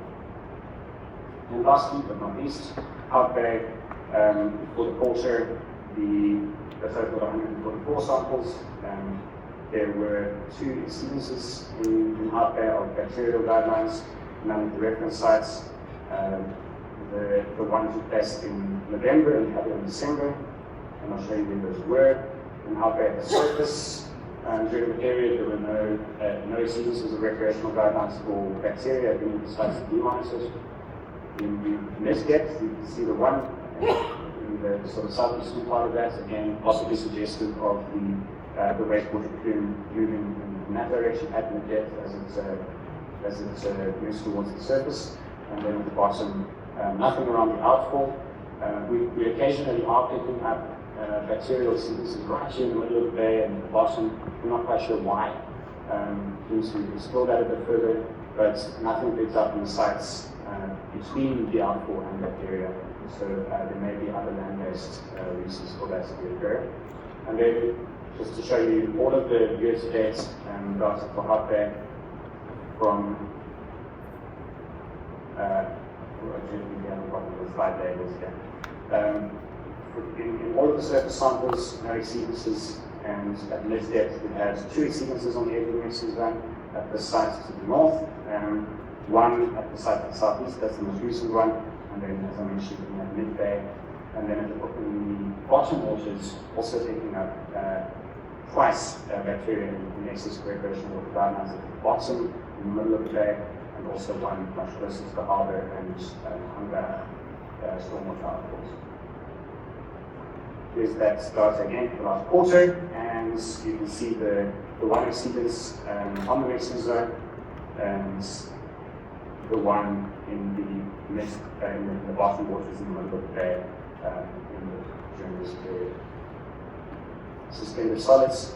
Again, we're showing the mixing zone sites, the near shore, the mid bay, and the outer bay, and the reference sites in this case are shown here in the middle, Crackers Factory and Chatham Peak. And we look forward to doing some analysis of these numbers. They're not particularly helpful in presenting in plots like this, but just to emphasize again that the suspended solids data will be compared against the backup values in the report. I'd like to talk a little bit about metals and trace metals in seawater. Those who received the agenda in advance have seen some of this already. I'm presenting data that we have quite low confidence in. And I want to be clear about that because we have the data, we're going to present it, but we have picked up some potential issues with it, and we are taking some steps to address that. So we assessed a number of sites around each outfall for metals and nutrients in the water, and in July last year, the first set of results when we received those was far higher than expected for certain metals, and the same thing happened in the January data. To understand why this might be the case, I'm afraid I'm going to have to tell you a little bit about how trace metals are analyzed in seawater, but just to say that we are being quite specific to use a laboratory accredited for trace metal analysis in seawater to do this. As far as we know, there's only one. But we still think that there are some issues with the method, and we are in discussion with them about that. And we're also undertaking some split sampling to understand whether different methods will obtain different results. But just briefly, to assess metals in seawater, we use a technique called ICP-MS, or inductive decoupled plasma mass spectrometry. And the way that works is that if you're interested, if you're not, ignore the next minutes, but you introduce the sample into plasma of argon gas, and plasma breaks the sample down, the atoms become ionized, and you then look at a mass spectrometry reading of what comes off that to separate the mass and the charge, and particularly the mass to charge ratio, to know what elements you have present. I'm probably butchering that explanation, but the focus there is on understanding what metals are present in seawater. We use this particular technique because it's extremely sensitive. It can detect most elements at levels past per trillion or micrograms per kilogram. It's the most sensitive technique for elemental analysis, but that also means that it can be quite easily affected by interference. So if you have high levels of salt, which we do have in seawater, those can in various ways affect what the results are. And it's particularly difficult for metals like arsenic, like cobalt, like vanadium, and yeah, happy to get into some of the details of that. But basically, there are significant challenges in addressing in assessing the levels of trace metals in seawater, and we have very confidence in what we have so far. So what we're doing about that is we are splitting some of our samples this month, and we are also sending those off to 4 different laboratories to analyze and see whether there's a difference there. And we are also, of course, looking at metals in seawater. Just to show you what those results are, importantly, we're not looking at all of the sites with the metals analyses, we're looking at those around the outfall, and then a subset of others, including areas potentially with point sources, and the reference sites, in this case, the green point over on the right. So arsenic, measured or reported at levels probably about 100 times higher than had previously been seen in the port of Cape Town, which is a known contaminated area. So emphasizing that because I do not have a lot of confidence in our metals data at this point, and we hope to address that before the next advisory report. But similar data from effectively all of our reference sites, including those far away from urban influences, for arsenic and mercury, and then the others have a more variable picture. So we're attributing that at this stage to possible saline interference in the method, and we are engaging with laboratories about that, and we will feedback the next quarterly report on that. Yeah, we also then, of course, we will have much better data on whether the marine life is exposed to everything when we start to interrogate the bioaccumulation data, which we come back in the next month or so. So I'm going to stop there on the water quality work, and I'm going to hand over to Dr. Jessica Wilson from Hank Environmental to take us through the ecotoxicity testing for whole effluent, and she will then give you a bit of an overview of what's next before we hand over to the chair for questions. Thank you.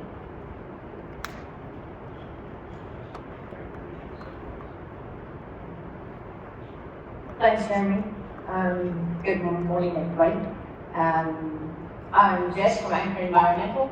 I specialize in estuaries and marine science, but I'm also a commercial diver, so one of those who gets to go down and have a look at these things when we're doing that research. One of the things that we're looking at in our laboratories doing is the whole effluent testing.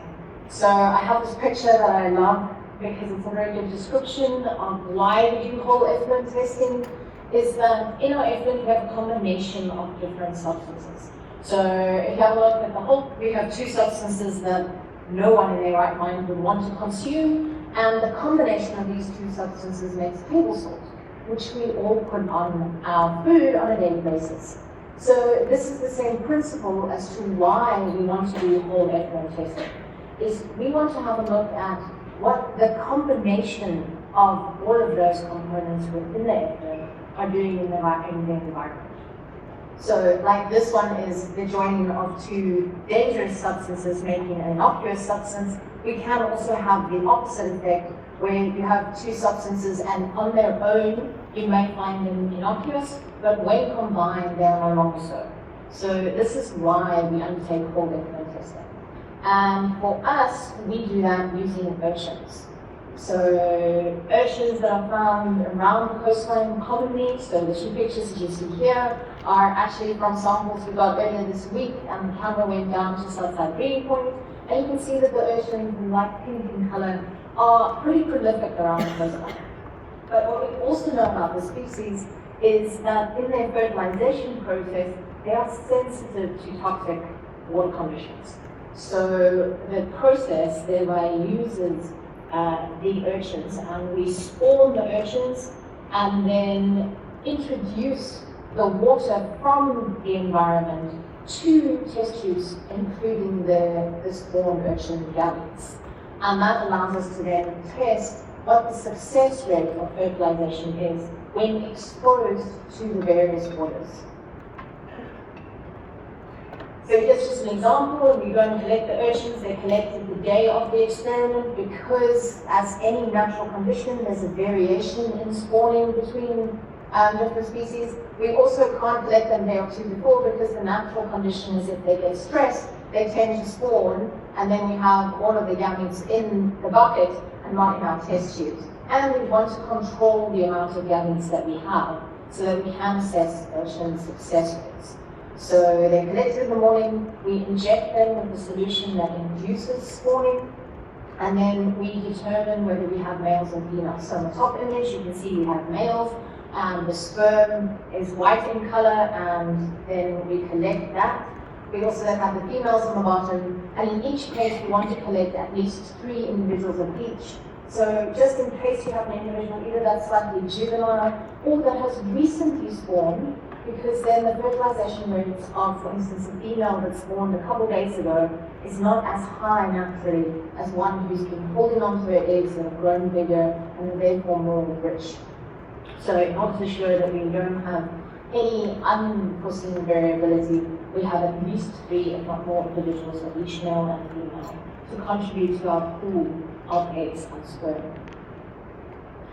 What we then do is we have 4 replicates of each within each water sample, but we also have a neutral sample, so we have a laboratory control.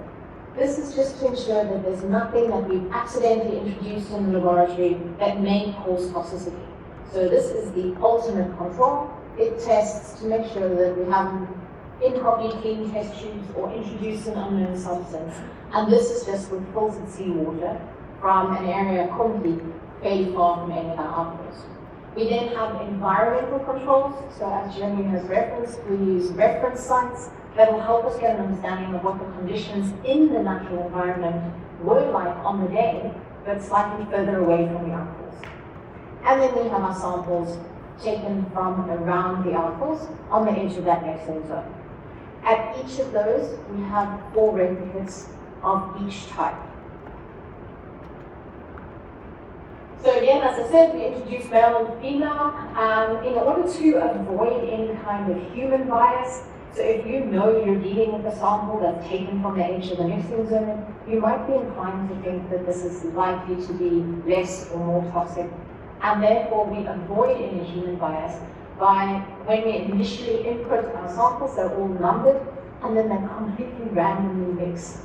And so when anyone looking at the test tube rack with all the different samples in them, see a whole lot of 3-digit numbers and no indication of which sample is which. And the only time that it's then corrected is once all the data has been captured, we then can redistribute the samples into their correct naming convention. And so in each test tube, starting from one side to the other, a known quantity of sperm is put in, and we do that in a wave format from one side of the test tube rack to the other. Then we wait for a known period of time. Then we introduce the eggs for the same, across the same distribution for a known period of time, and allow fertilization to happen over a half-an-hour period. After that, again, starting from left to right, we introduce formaldehyde, which prevents further fertilization. So we therefore stall fertilization by killing the sperm cells. Once that is done, the test tubes are allowed to sit for an hour, and then we put them overnight, and then the fertilization success of the urchins is determined by counting which of the eggs have been fertilized. So if you have a look at the pink image, it's an image that has been stained in order to make it easier to see the membrane and to see the contrast between the membrane and no membrane. And that is a fertilized egg. It starts to develop this clear membrane on the outside. An unfertilized egg doesn't have that membrane. So when they go and do the analyses, they count for a standard number of eggs, how many are fertilized and how many are not. And we get a percentage fertilization success rate. Because fertilization can vary naturally, something that is considered toxic is anything that reduces fertilization below 70%. So fertilization greater than 70% success is considered naturally occurring. And so toxicity is anything below 70% fertilization success. So for example, in the different sites, so this is just an image of the data for the January sampling period. And again, we have slightly fewer sites that are sampled than not the full suite where the water quality is sampled. We have 4 sites around the mixing zone and then the individual sites at the different reference points. And what we see here is that the percentage of fertilization is shown for each of those points. We see a very high level of fertilization success both around the mixing zone as well as at our reference sites. A little small, but all are above 96% for Camps Bay in January. Similarly, in Greenpoint, we have high levels of fertilization both around the mixing zone and in our control sites. And then in Hout Bay, also successful above 70% fertilization, but we did see a slight decrease in the fertilization success of the Camps Bay samples, the Hout Bay samples, where values dropped from 80 to 85% or 83% molecular.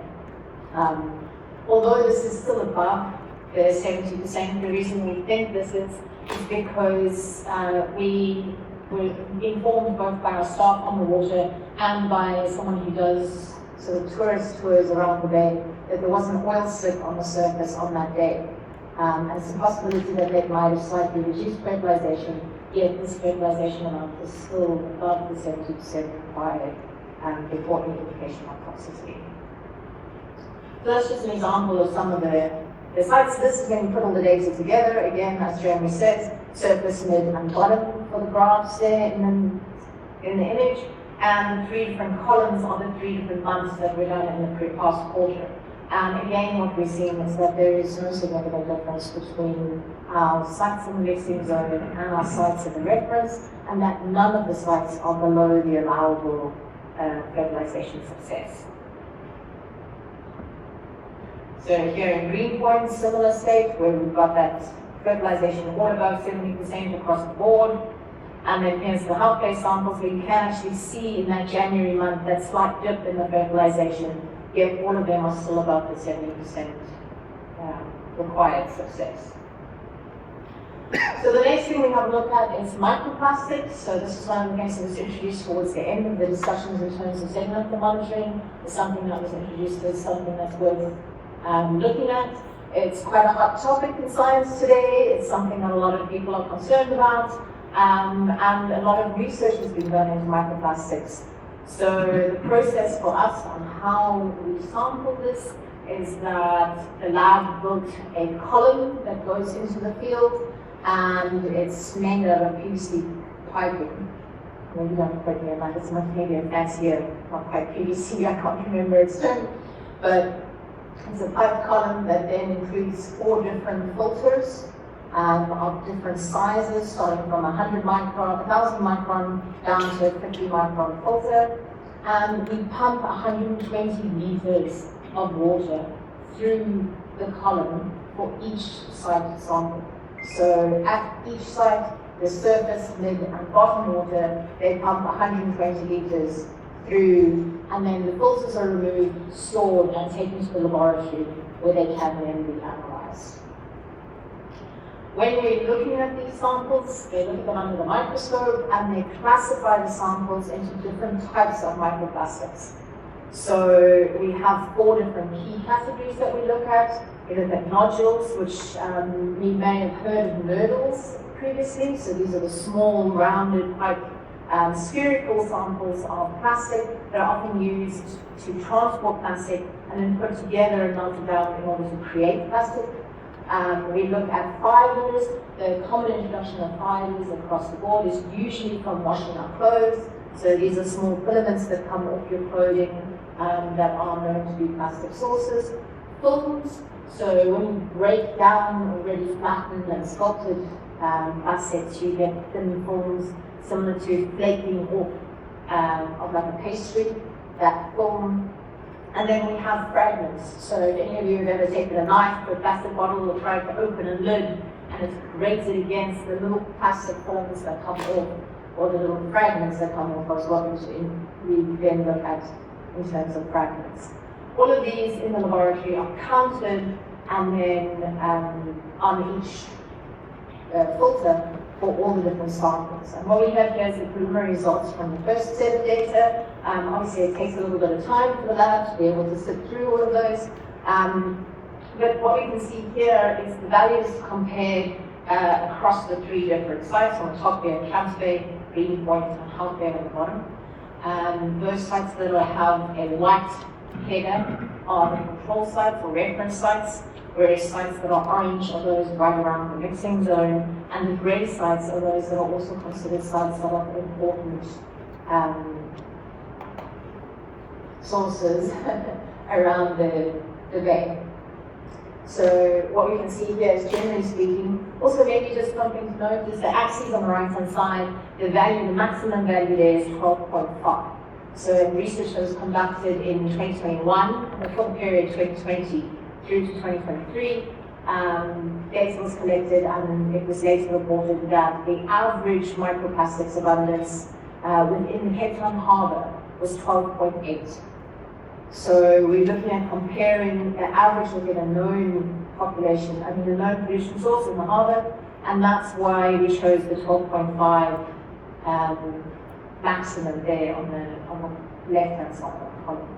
So ultimately, throughout all of our sites, we've seen that it's significantly lower than that, with the exception of a single surface water sample at one of the mixing zone sites, where we had a number of filaments that means that the value there is actually 37 parts per litre of water.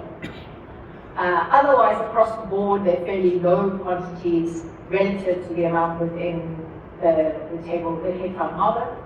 And that generally speaking, we're not seeing a strong differentiation between sites around the mixing zone and those at the reference sites. If we look at it slightly differently and have a look at what constituents of microplastics there are, we can see that similar to most places around the world, the most common microplastic is fibers. So one of the things that's quite interesting about this as well is that similar to like human hair or like when you get dust ball, they tend to accumulate. So they are known to congregate and sort of accumulate together. So there is a higher risk if you get one of these balls of fibers that your count will be increased. But that's also one of the indications here that as per many of other research across the globe really, in terms of water quality, that filaments, fibers are the ones that are most commonly found in our samples. So this is just one set that we have, but we will continue across the quarterly samplings to collect microplastics and to analyze and compare these going forward. We're also trying to look into various indications of how this compares to global data around the world. It's a slightly tricky thing because not everyone uses the same protocol, but we are trying therefore only to compare similar sampling methods. So the use of large quantities of water filtered through a filament as opposed to MS spectrometry or other sort of breakdown methods of FID.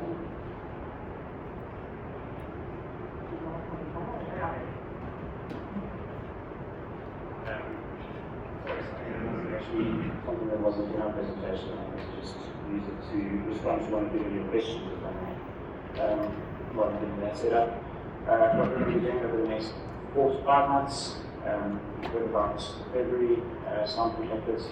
In the next 3 months, we have the continued analysis of water quality each month, and in each summer period, there are these bioaccumulation studies, so something similar to what used to be called mussel wash, where mussels are collected on the shoreline. In addition to that, we've added the collection of West Coast rock lobster and green or other fish to assess the accumulation in biota.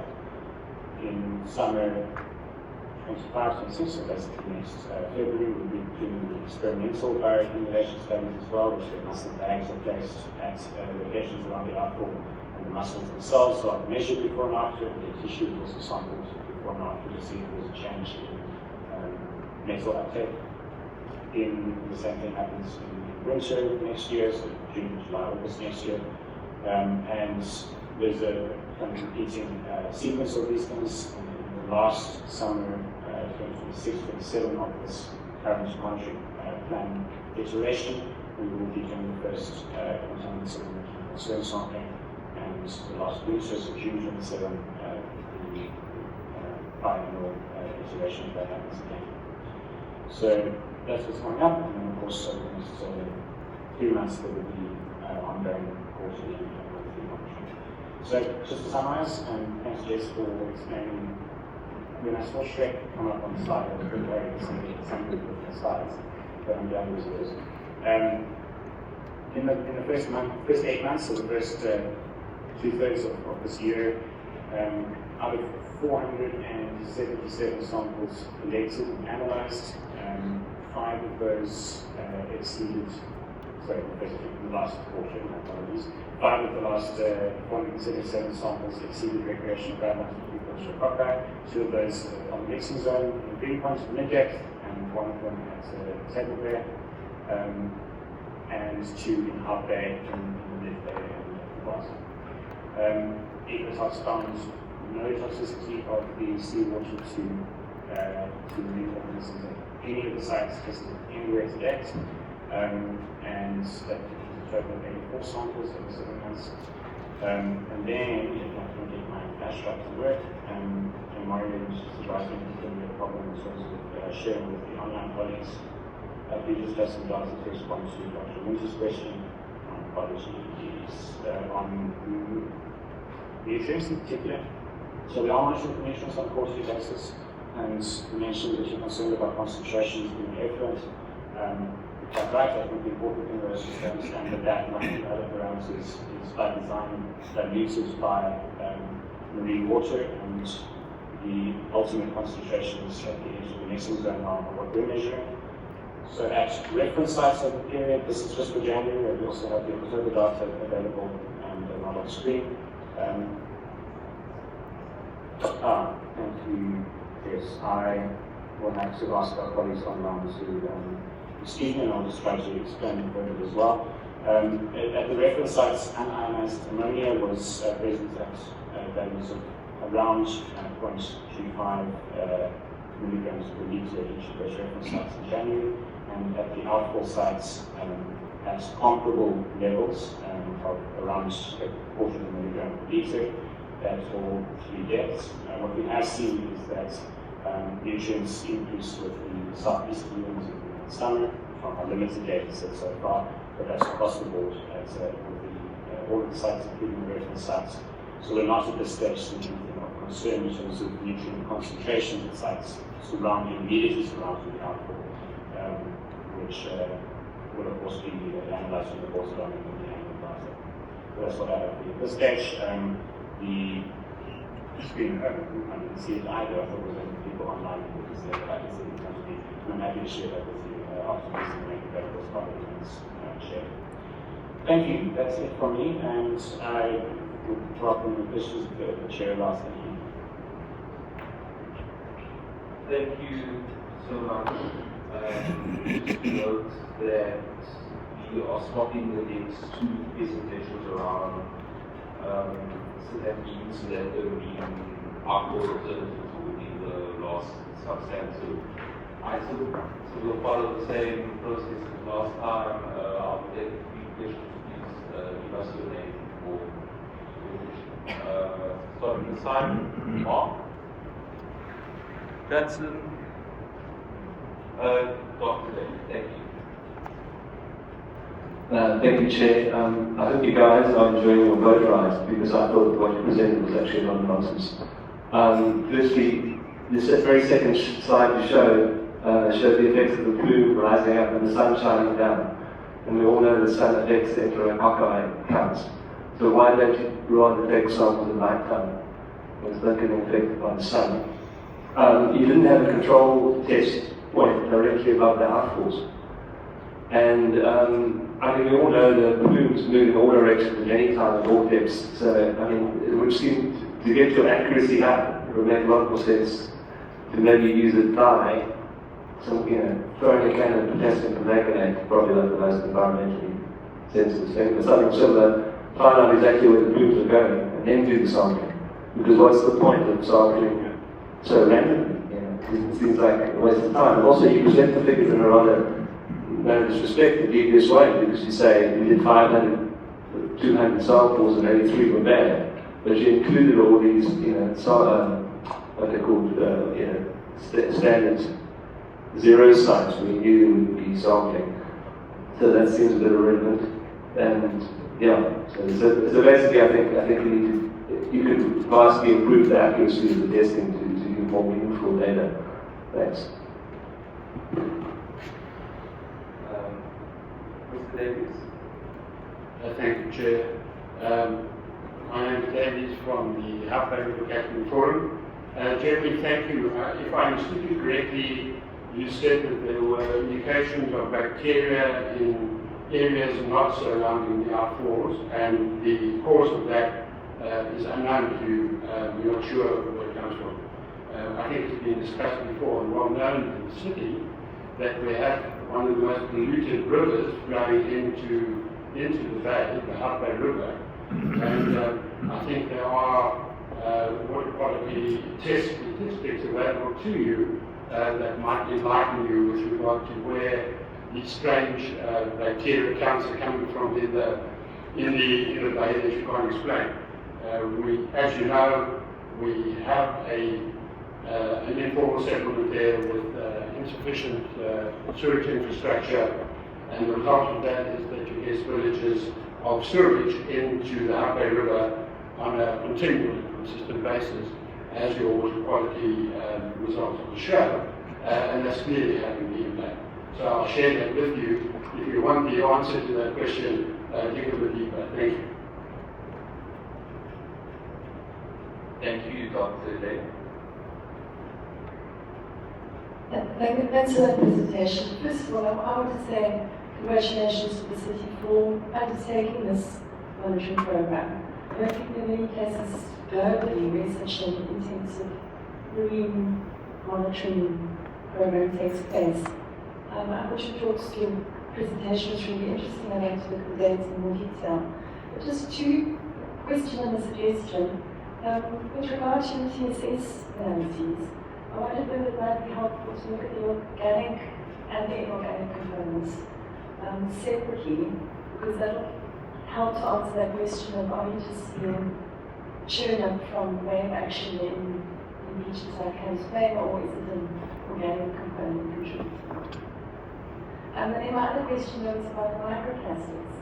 I'm not saying I would like to do this myself, but has anybody looked at the microplastics from the effluent itself? Because it might be useful to be able to get a handle of how much the effluent from these different areas is putting out, compared with what you're picking up in water columns.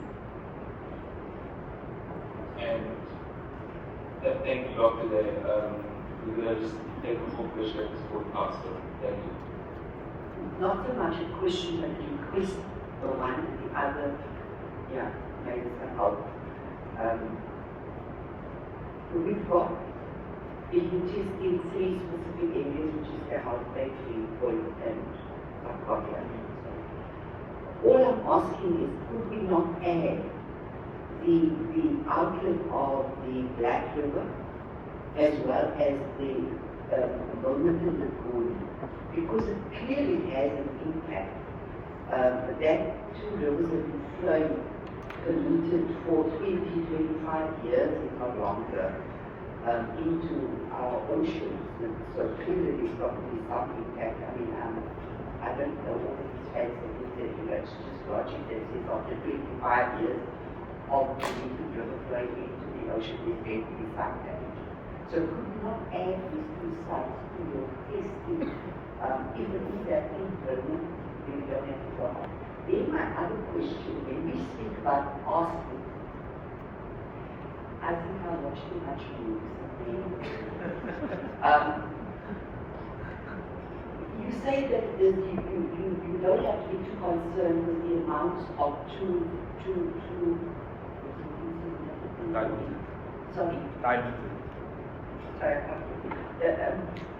But isn't arsenic one of those poisons that build up and it contaminates the body? So does it then not affect our communities? Does it not affect our business using that facility that is contaminated with that poison over a period of time? Are we not seeing the impact in our communities? Maybe not in the youth because they're young enough, but the impact in our communities over a period of time when they are much older and cannot fight these diseases. So, is there build-up in the human body by using this facility? Those are my Maybe before you guys respond, on the council's point about coastal water quality testing, I know that Greg, you have recently reviewed the regular coastal water quality testing points, so maybe you can comment on that, but then also maybe for the next board meeting, we actually just start with a quick overview of what was our water quality testing points. Well, that's what he's thinking, like he responds to his question. Yeah, so we monitor very extensively along the coastline for impacts of all the rivers and many of the stormwater grants and other sources of pollution. In addition to that, we've got a particular focus on the land around the river and the Mountain View. Infinity has been helping us. We've been doing detailed surveys from the mouth all the way up to the N7 bridge. It looks at a range of pollution factors from bacteria to nutrients to dissolved oxygen levels, etc. And those reports will be coming to the Section 80 committee, which is connected to this, and very recently pointed out that the difference in regulatory problem. Over to you. Thank you, Chair, and thank you to Vice President for the questions and some interesting points there. I'm going to start with Mark, because you asked your question first, just to go back to this image that I think you were referring to. So marine outfalls, unlike land-based wastewater treatment works, rely specifically on dilution to reach the required concentrations of pollutants and parameters in the water. They are intended to be placed at a distance far enough from where people use the water, so that by the time you do interact with it, it is at levels, dilution levels safe to interact with. And the design is such that this initial dilution should have occurred long before the effluent reaches any users of the water. Much of the dilution happens rather below the surface, and how very, for instance, the outfall is close to 40 meters deep. And by the time that we reach, which is why we monitor more than just instantaneous water quality parameters. So monitoring directly above the outfall, directly above the diffuser, firstly might not actually give you a higher value than something that is the mixing zone, because on a given day you might be moving under the effects of currents or winds and may not go straight up towards the surface. But it's also not the point at which the concern arises around compliance. The compliance needs to be on the edge of the mixing zone. If the city is non-compliant with that, that needs to be reported on. So that's the first set of questions. The Hawkeye questions about the river, I presented, in fact, as you know, to the public meeting in Hawkeye, and we did present some of those in the water quality data around the Hawkeye River. We're aware of that. I think the reason I'm saying that I'm not entirely certain why we're seeing particularly exceedances in the middle of the bay is simply because we don't always see corresponding ones close to the river mouth for whatever reason. Draw too many conclusions from that, but just to say that when we do see them, they are typically in mid-bay and not picked up in short streams. But you're absolutely right, the Outfall River is certainly a much greater contributor to negative water quality impacts close to the shore than the Outfall based on this data. And all the data that we presented to you previously from the river mouth of the coastal sampling program. And that's evidenced by the fact that most of your bacterial pollution out there occurs in winter following rainfall is when it ends up on the process because it's being flushed out of the infections. Lastly then, to Dr. Day's question, I'm going to answer the first one and ask Jess to answer the second. I like the suggestion about suspended solids. Our hands are a little bit tied with suspended solids because the accredited methods, only this is a technical conversation, but they end up in quite a lot of salt being counted into the process because the accredited methods only allow for a certain amount of rinsing of the samples. And so I suspect that actually quite a lot of what we're seeing in the suspended solids right is simply salt rather than necessarily either organic or inorganic sediments. But the suggestion to add a differentiation between organic and inorganic is a useful one. I think we'll consider that with the city whether we can bring that in at least on occasion to get a sense of whether there is a difference. And then microplastics and whether you need to come to the final effect with this case. So yeah, I can understand your reluctance as to be the person who has to then ID microplastics in a raw effluent sample. But it is something that we are considering and want to do, as well as comparative samples at those known sources of pollution on the shoreline. So it is something that we're looking to do at one of the sampling intervals, is to then go along the shoreline to get representative of the actual on-the-day outfall values, as well as known pollution sources around the coastline. So it's something that we are looking to add. Lastly, to answer Lizzle's questions, thanks to those. I fully agree with you that we have far bigger sources of sewage pollution into the estuarine and coastal environments coming off our land-based sources. And I think it's arising simply out of Black River and Deep River as problems. As Mr. Wilson mentioned, the city does monitor coastal water quality and has also, over the last few months, been undertaking a number of surveys within Wilmington and Community just to understand the extent of that pollution. That's not to say that it shouldn't also be picked up in coastal water quality. It is. There are a number of sites along those coastlines that pick it up. And we actually, under this program, also have a couple of points that are located kind of within Table Bay and close to the mouth of the Black River, just to understand that they are influencing what we see closer to the outfalls. But it's difficult to do like this to present all of the monitoring work that the city does, because different people do it and happen to different frequencies, but those aspects are certainly monitored and we hope are also managed for additions of collecting data.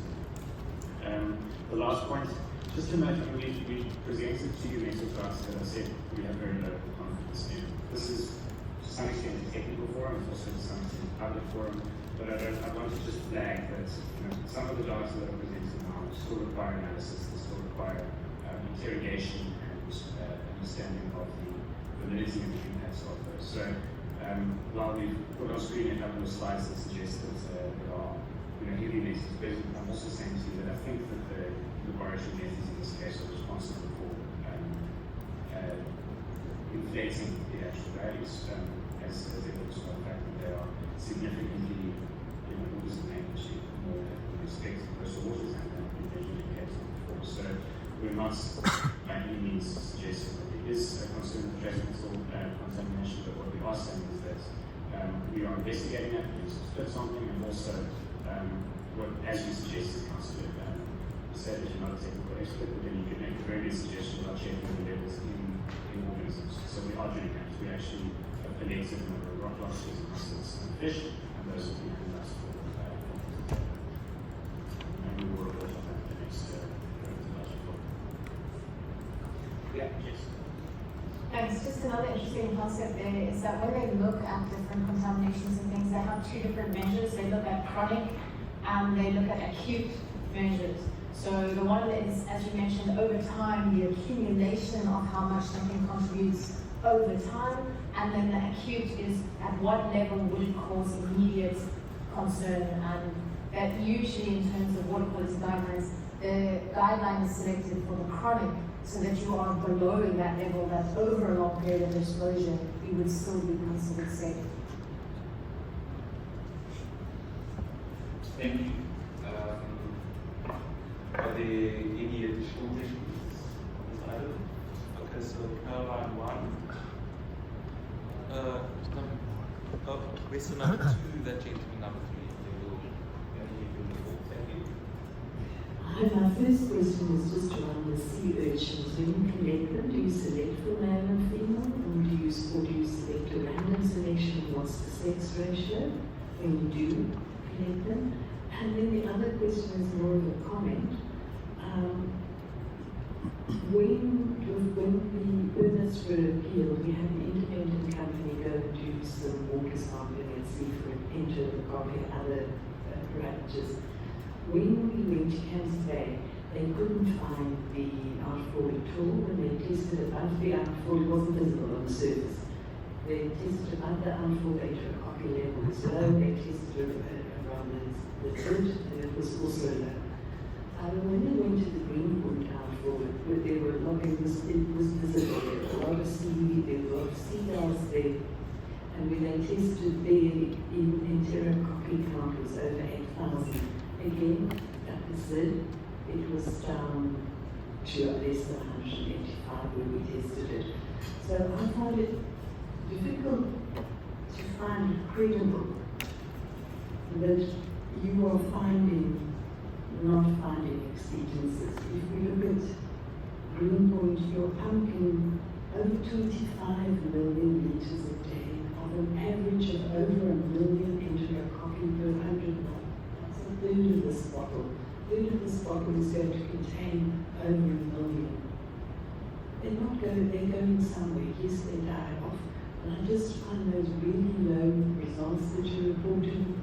And I wonder if it's not because they're just not statistically significant enough, the number that you're doing. If you look at that zid, looking at an area that's 600 meters wide, so that's about 10 times the width of this room. Plus at least double the height. And then you're going to take a sample, a third of this bottle, somewhere in this whole 3D space, and you're going to hope you find something. And we also know that because of the differences in temperature, salinity, osmolarity, all these other things, that they don't necessarily mix as we would like them to do. So I do have concerns over those results and whether they're statistically representative. Thank you.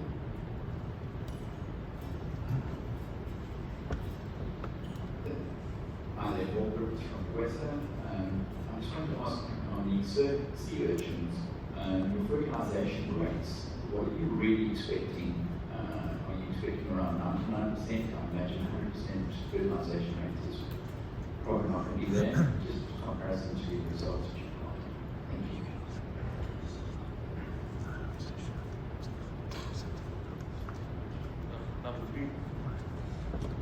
Hi, Mark from Sea Angels. I just wanted to find out how you work out what acceptable levels are and where those come from. What are they compared to? That's it. Levels of what? The levels of the acceptable levels that we are considered acceptable for, all the testing.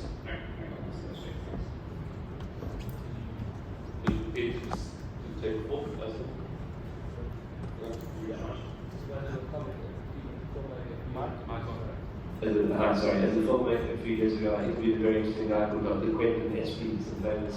They helped run our marine science course apparently. He's now in Australia working on the Sydney Water Board. He said they were doing tests and discovering that the sewage, the E. coli or enterococci sewage was going up in air bubbles, and once it broke the surface, it was blowing to the shore.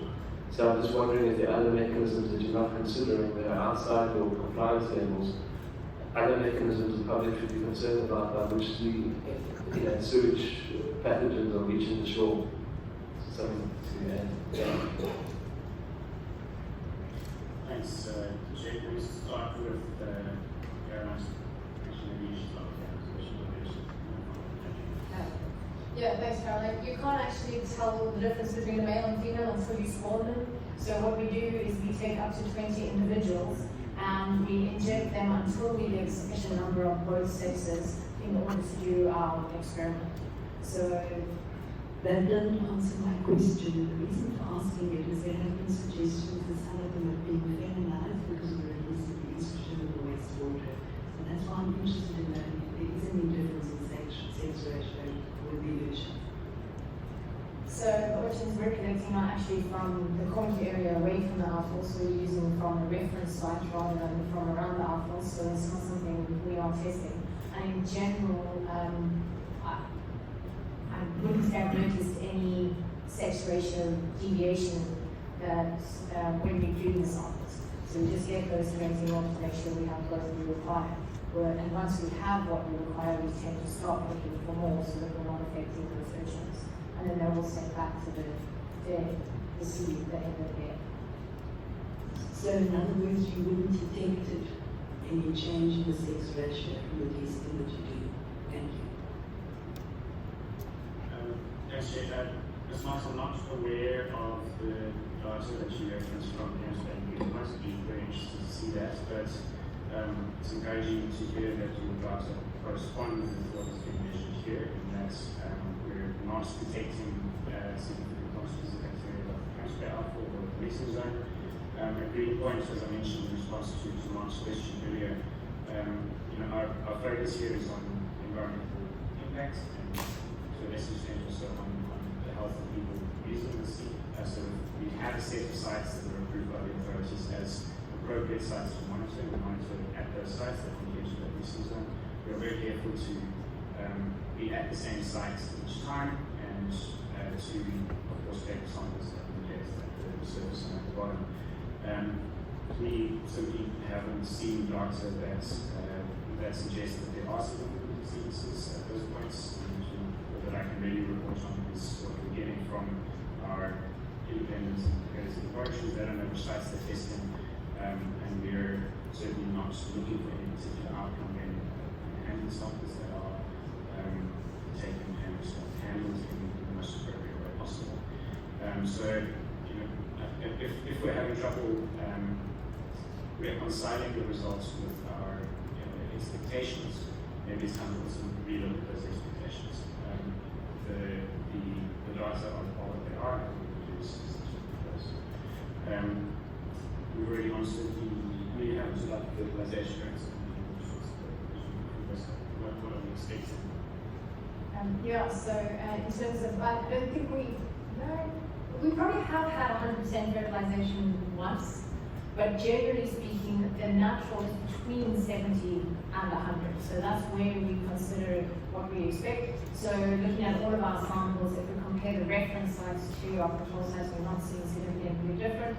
And generally, our data is showing, on average across the last sort of 7 months, I would say we're probably looking at, in the reference sites, our natural fertilization is between 90 and 100%.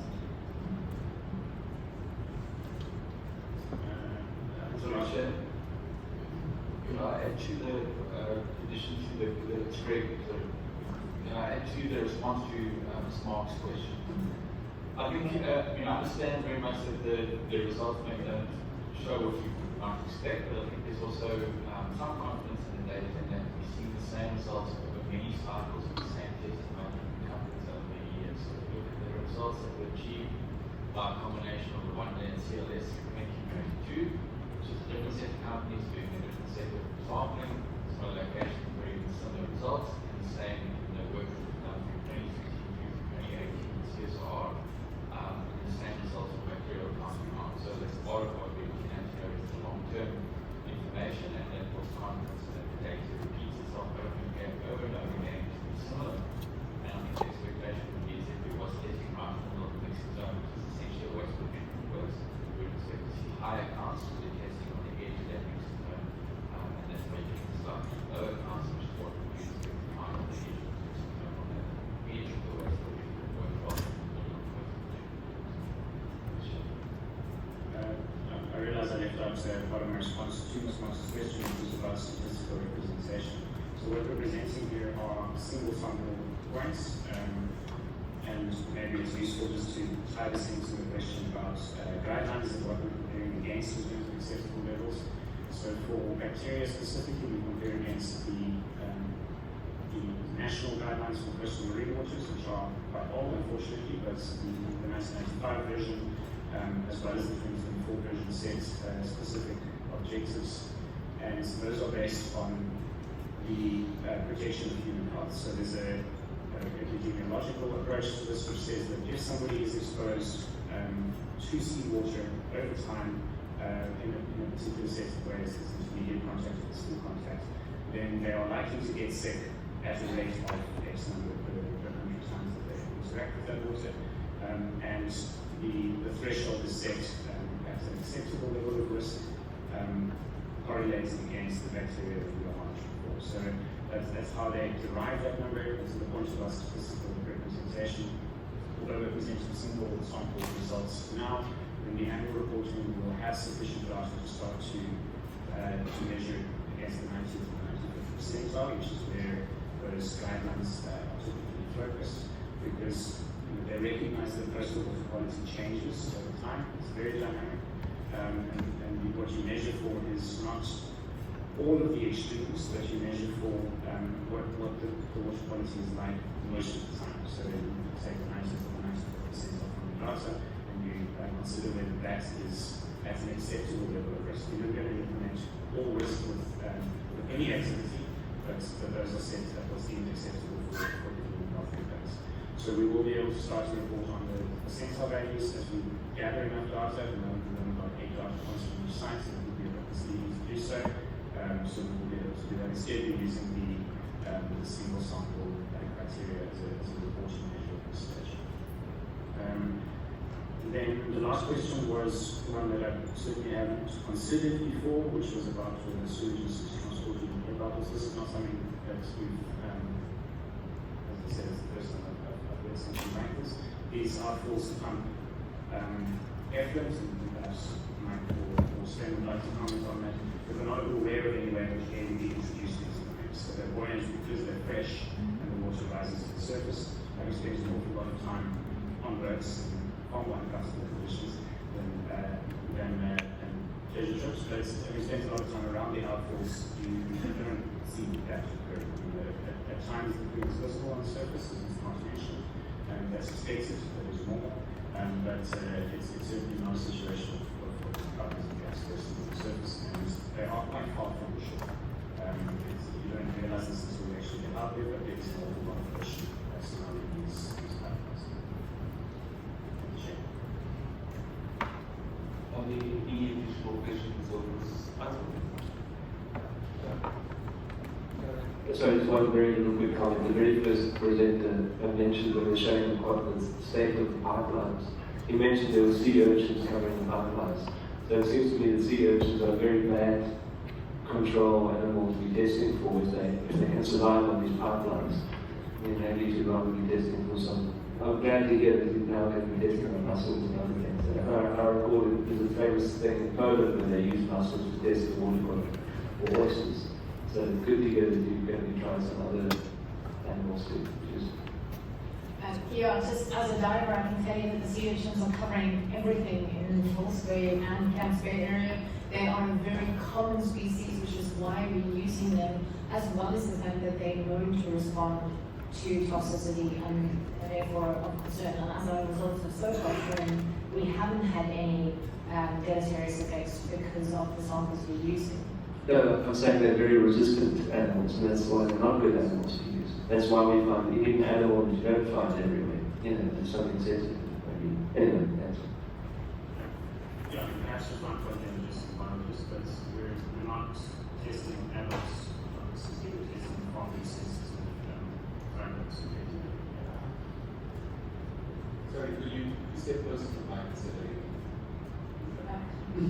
Right, so what Jeremy was just explaining is that what the test we're doing is not actually testing the resilience of the adults, we're testing the resilience of the far more sensitive gametes, the different once they've been fertilized.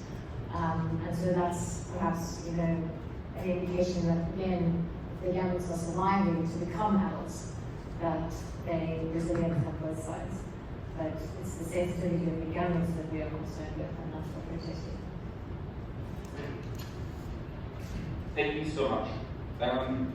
It is really interesting. This is our fifth year in Florida, fourth one.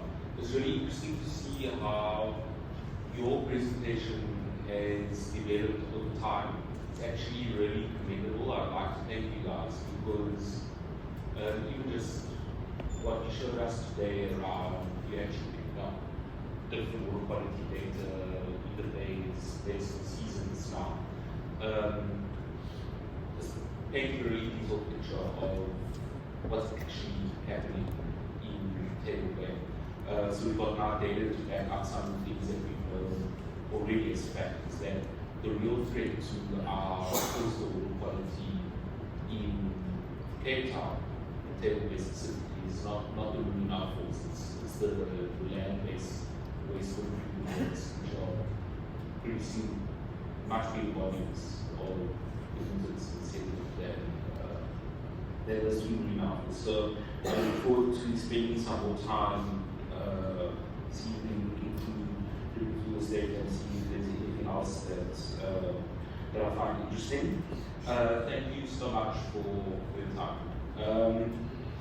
There is one last item which is unrelated to reporting and testing, which is the feasibility study on alternative options for marine outfalls. Yes, Bob. Sorry, Chair, just before we get to testing, would the city have any objection to individuals accompanying the company that does the testing to show transparency from the city side? So myself as the opposition councillor on the committee, together with, say, a representative of Basil Suit, to go along and witness the testing and accompany the test samples to the laboratory. Would you be happy to agree to that? It's not my vote, but I have gone with Greg's team twice to the Silver something. The one trip we actually took Mr. Paul me along with us as an independent person, and he went all the way from South Point to the lab. So I don't know if Greg we can organize a follow-up. You're very welcome to come, Councillor. You're very welcome to bring somebody else. It's a long day, 10 to 11 hours. We won't drop you back on the shoreline, so you'll have to stick out the whole day. Conditions can be hard, and you'll be expected to work on the boat because there's shortage of space. So if anyone wants to come, they're very, very welcome. Yourself and anybody else from this advisory forum, very welcome. And because of the space, as I said, there will be work involved, and it is a 10 to 11 hour day under all conditions. And if that's acceptable to people, they're very welcome. As long as you bring snacks. As long as you bring snacks also. Snacks are very important. Unfortunately, we won't bring the quality of snacks that are catered at this meeting. Sven, I know that there are lots of members of the room here that have an appointment at 1:30 for the West meeting. So I really would appreciate if the other members, as well as yourself, could respect the importance of that meeting that's happening this afternoon. Sven, will you be able to compress the feasibility study report today? Or alternatively, if members of the committee are happy to wrap up, I know it's been a long morning, I can make a commitment that at the next Section 80 committee meeting next month, we will give you the equivalent amount of time to present on the green outfalls feasibility study. And we'll invite these members to that as well. Or would we happy to put that item to next month? Fine? Everyone happy? Okay, so that means that. Sorry, Alex. I think that's fine for the Section 80, but for the members of the public, will they be able to attend that? I will. What we can do, Caroline, is we'll take. We've got some new members that have come today as well. We will organize it and everyone's welcome. We can do that. Okay. So then that means that we have last questions and comments. So I'll open the floor to last round of questions. I see there was a hand at the back there. Are you fine? Okay, Mark. Kevin, Kevin, Mark, anyone else? Jadson? Sorry, Councillor, there was one other presentation on the capacities and flows. So I don't know if you want that one. Yes, we want that one. Yeah, we done now as well. Can you, I think let's roll it over because I know that you guys need to so we can roll it over and we just organize. I'm happy to engage with outside this meeting if you wish, and I can give you a preview of the presentation. Okay. Chair, sorry. I think as a matter of record, Mike, it would be useful for you to just state in my promise that you cover a point that I raised early on in the presentation, that presentation needs to continue. For me to continue one-to-one is good, but I think for the record it would be interesting for everybody to hear what the rate flow issues are that you want to comment on, particularly Mike. Chair, through you, I'm happy to give the presentation at the next PAF as well. It's just really a factual comparison of actual flows versus the National Department's average dry weather flow license and maximum peak wet weather flow license. So it's a factual presentation which I would propose giving. Okay, I'll accept that presentation today. And it's going to be quite short. So I will take that presentation out. And then also Janson's question, that's great. And then we will redo that presentation if necessary, as well as the moving Outfalls alternative especially.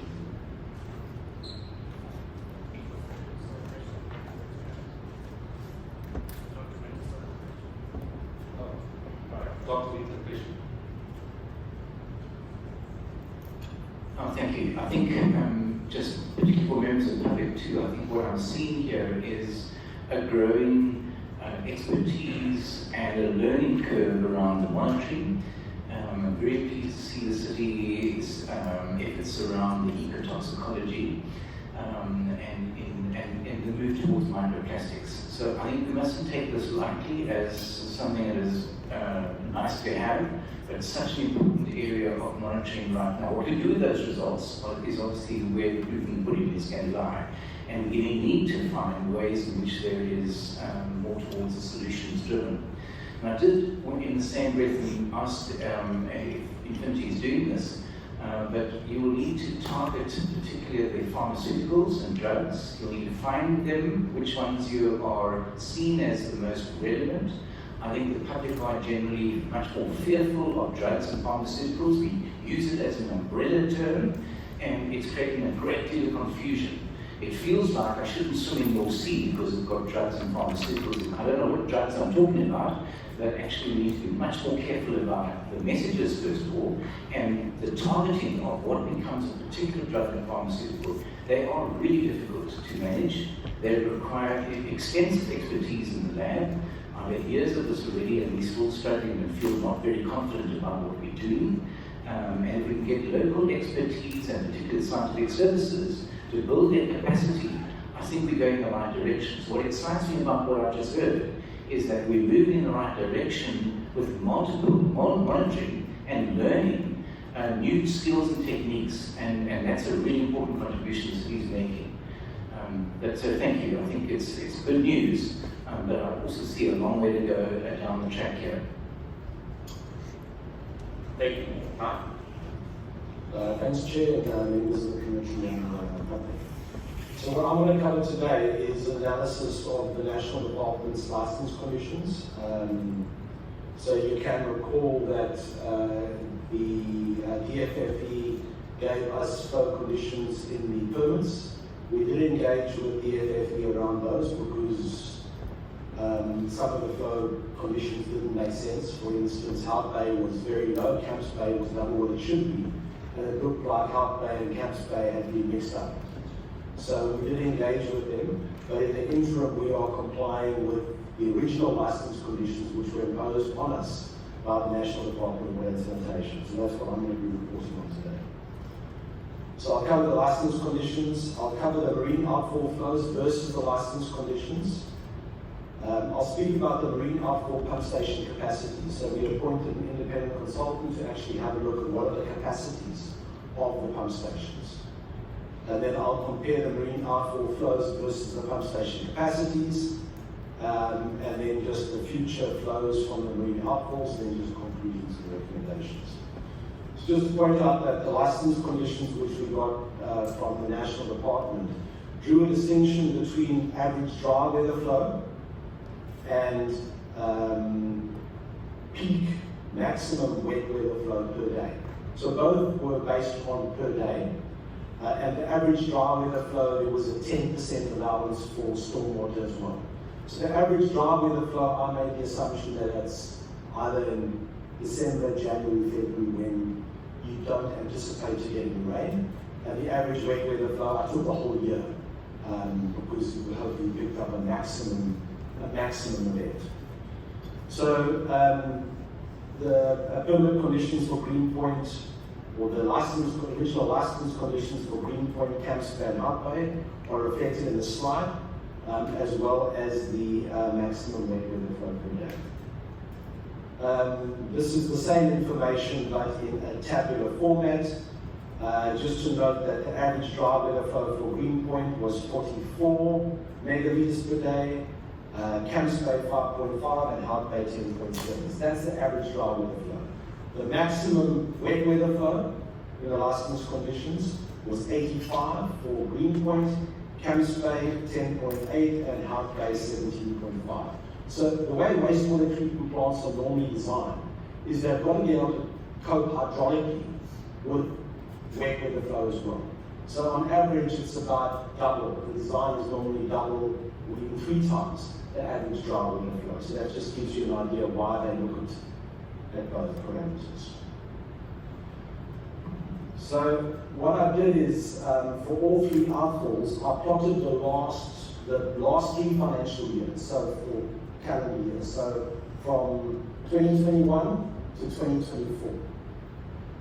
And what I then did is I converted that to a box and whisker plot. So you can see my cursor there. That box over there represents 50% of the flows. So yeah, if we take this across, going across, 50% of the flows fall in that box. So if one looks at Greenpoint, as I said, 50% of the flows fall in the box. What the box and whisker does is it looks at what it calls outliers, and for Greenpoint, 1.2% were regarded as outliers, which is above that line. So below that line, 98.8% of the flows fell. And I did this analysis for all 3 outfalls. So if you look at Greenpoint, the graph on the right shows for the full year. So you've got to compare that with the wet weather flow license condition. So you can see the license condition for the wet weather flow sits over here, and this is where all the flows sit. So for Greenpoint, all of the flows for the last 3 years were below the maximum wet weather flow allowable. What I then did is I took out the summer flows. I took out December, January, and February, and I compared that to the DWAS license average dry weather flow. And only one sample in the last 3 years, or one record in the last 3 years, had a small exceedance.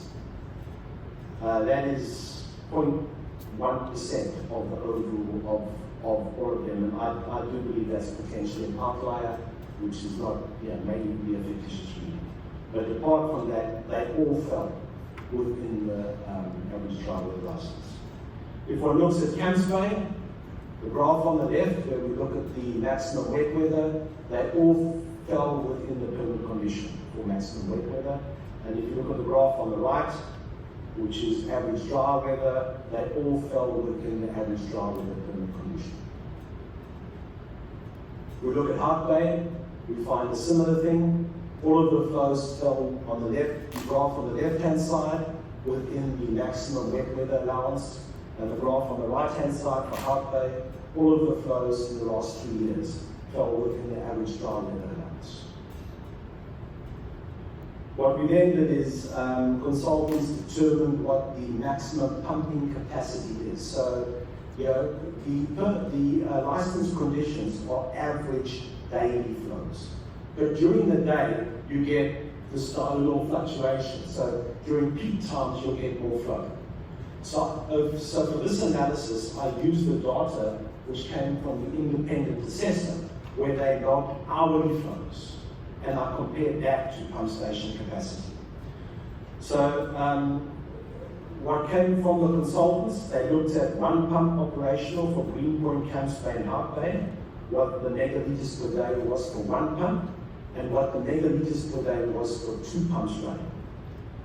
What they then also did is they said, okay, let's assume that the pipeline, that there's a maximum flow velocity in the pipeline of 2.5 meters per second. Would that be a restriction on the allowable flow? Okay, so what I then did is I did a similar analysis, and instead of using the permit conditions, I took the pump station capacities. So you'll see over here, this is Greenpoint. That line represents what you can do with one pump. That line represents what you can do with 2 pumps. And these lines over here represent that if we didn't want to exceed 2.5 meters per second in the pipeline, what would be allowable. And you can see all of the flows. Most of the time, we can cope with Greenpoint with 1 pump running. We actually have 4 pumps available at Greenpoint. So we have 2 pumps on duty and 2 pumps on standby, and then we also have jockey pumps. So most of the time, we only use 1 pump at Greenpoint. If I look at Camps Bay, a similar analysis, that's 1 pump at Camps Bay and 2 pumps at Camps Bay. So for Camps Bay, for all of the hourly flows, which were logged by the independent assessor, we could have handled with 1 pump. So we have 100% standby at Camps Bay, and the previous slide we have 100%, over 100% standby capacity at Greenpoint. And if we look at Hout Bay, very similar. There's 1 pump, there's 2 pumps. Over the period which we assessed, 1 pump was sufficient to deal with all of the flow. What I then did is I said, okay, just as a matter of interest, let me look at the bulk water master plan and look at what is based on land use 2040, which assumes that the area will be fully developed, and a certain development by 2040. What are the water demands in the various catchments? So what I did is I isolated the Greenpoint area, which feeds the Greenpoint outfall, and I determined what is the water demand in that area and what is the growth in water demand up to 2050 in that area. And what it shows is that if I compare it to the grass average dry weather flow, that's based on the projections of future growth, that we are not going to be exceeding those in the near future. Camps Bay, I did a similar exercise. I looked at water demands and I compared that to the sewer outfall, and Camps Bay as well. In fact, Camps Bay showed very little growth in water demand, and that actually makes sense because the area is fairly fully developed. And I did a similar exercise for Hout Bay. Hout Bay shows a slightly different story because there is a growth potential for Hout Bay in terms of water demand. But in all instances, the analysis showed below average dry weather.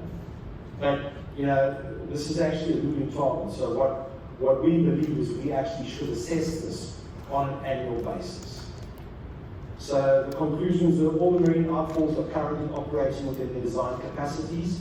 and within the National Department of Water and Sanitation's license conditions. This is in terms of the daily average dry weather flow and the maximum wet weather flow parameters given by the National Department. The National Department license conditions make allowance for the future growth in water demands, and obviously the marine outfall return flows. And that I propose that we actually undertake a fairly similar analysis quite regularly, just to monitor and make sure that our future projections are not going to exceed the capacities. So that's the presentation, Chair. Thank you so much, Director. I'm going to take one round of questions. So if there are any questions related to this or any of the any other comments, then I'll let you answer. So, okay.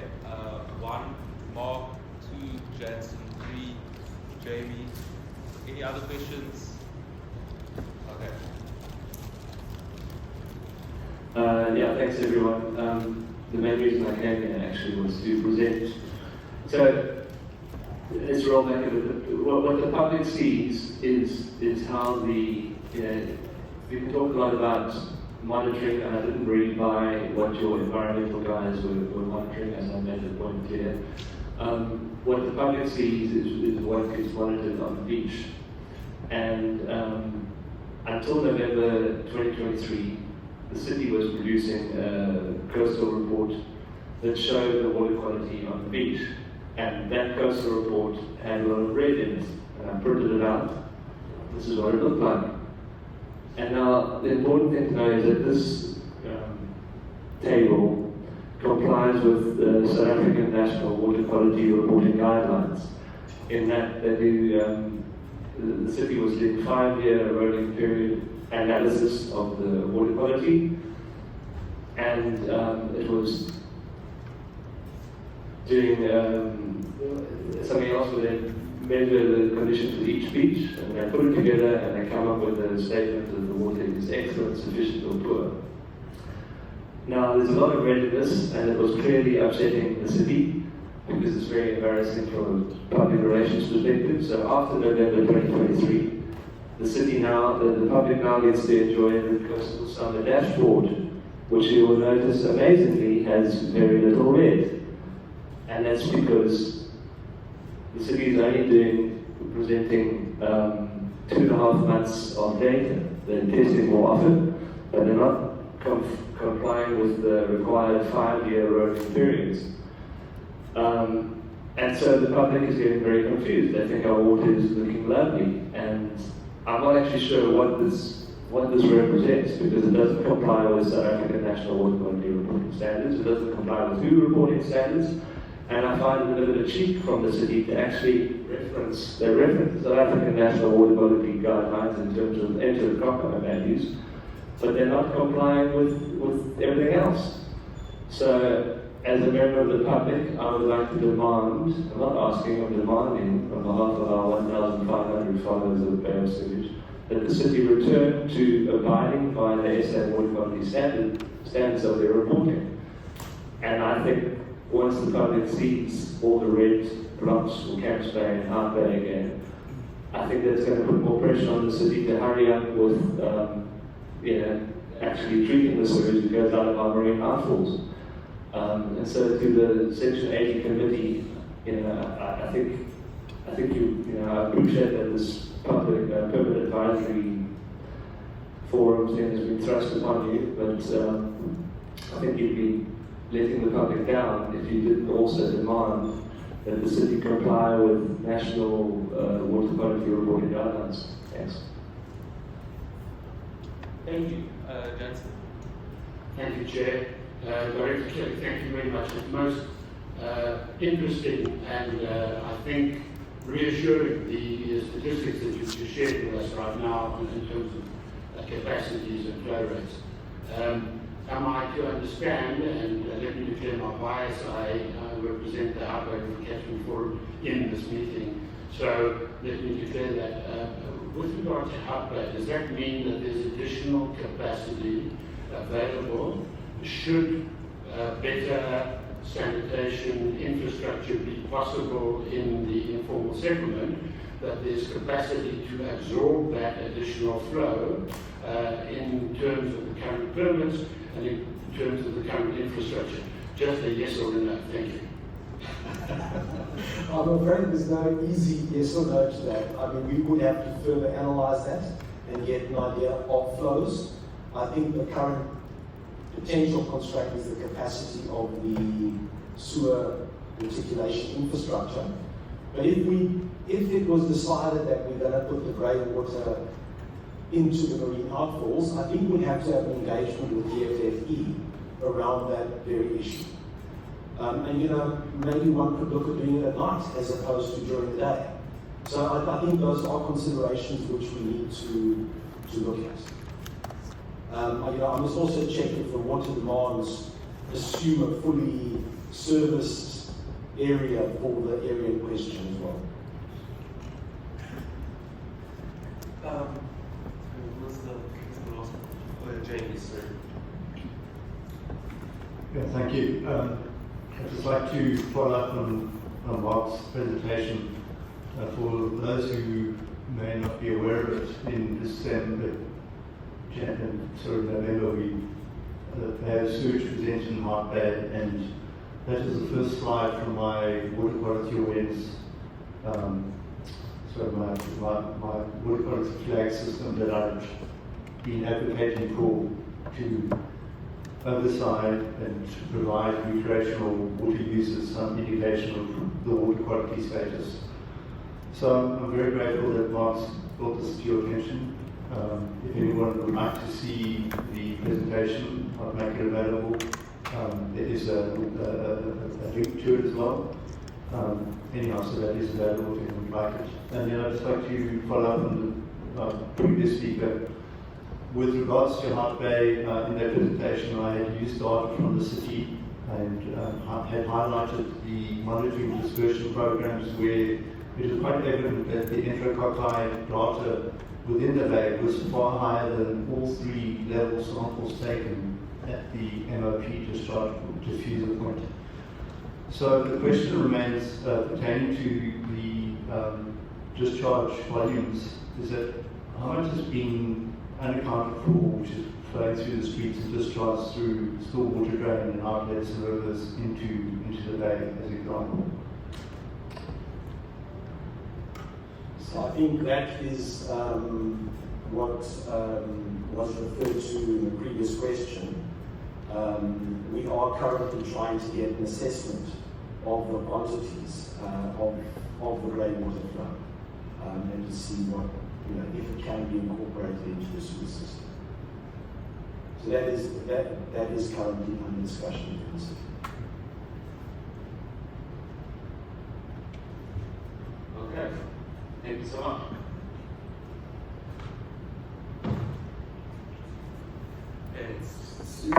It's been a long morning, and I know that everyone is ready to go to a much more exciting Western meeting. In conclusion from my side, I'd like to thank everyone for a much better participation than we had in the past. I really hope that continues into the future. The next Permits Advisory Forum is for the 25th, scheduled for the 25th of April, and we will be doing, making an effort to make sure that that meeting is advertised a lot more extensively. I've taken on the suggestions from Council in that regard. And we will set up a separate engagement on the marine outfalls alternatives infrastructure project. But I'm just going to say one last thing on a personal note, which is quite a strange thing. And maybe I don't want to seem condescending about this, but if you're not in the room, you're not going to know what's going on. Okay. Now, there are a series of actors in this space that refuse to come to the PAF, that refuse to come to in-person meetings. That when we speak to them, they say, no, we can't. They feel afraid to look us in the eye. And Jamie and Mark, I'm eternally grateful for you guys for coming through and always picking up the phone or being interested in chatting or coming to the PAF. I know all the Section 8 committee, you are all always welcome. And if you have suggestions on where we can be pushing the boundaries or doing better, if you have valid criticism, we'll take it. The door is open. That is the whole point of the Section 8 committee. That is why we've got Councillor Little that is here today as well, is committed to being part and parcel of the conversation and the journey that we need to travel. So, Jamie, you've been rightfully saying that we need to do more in terms of coastal water quality monitoring. And here's the value of being in the room when you have issues such as this. The Section 80 Committee has written to the Mayor and advised that following the successful launch of the Inland Water Quality online dashboard, that we have a similar online dashboard for the coastal water quality. And Greg and the water and sanitation colleagues have already started having those conversations. So Jamie, when you already get our agenda and our committee meetings, when you see the items come up at the next committee meeting, your inputs will be most valuable. Mark, in the same regard, if you're in the room and you come to the next meeting about the marine outfalls upgrades, the short-term upgrades, and the long-term upgrades, your contributions are valued. And then you will see that we have a commitment to do more and do better. Reduce the size of the screens and more frequent where possible, explore longer-term infrastructure options. Other people who are afraid to come to the room talk about it. The people in this room are busy doing it. We are looking at every single way across the city. Inland wastewater, marine outfalls, forms of pollution going to our stormwater pipes. We're pushing the boundaries because we have to. So I really look forward to further engagements with those that are brave enough to participate in this forum. So I look forward to seeing you guys all this week. Thank you.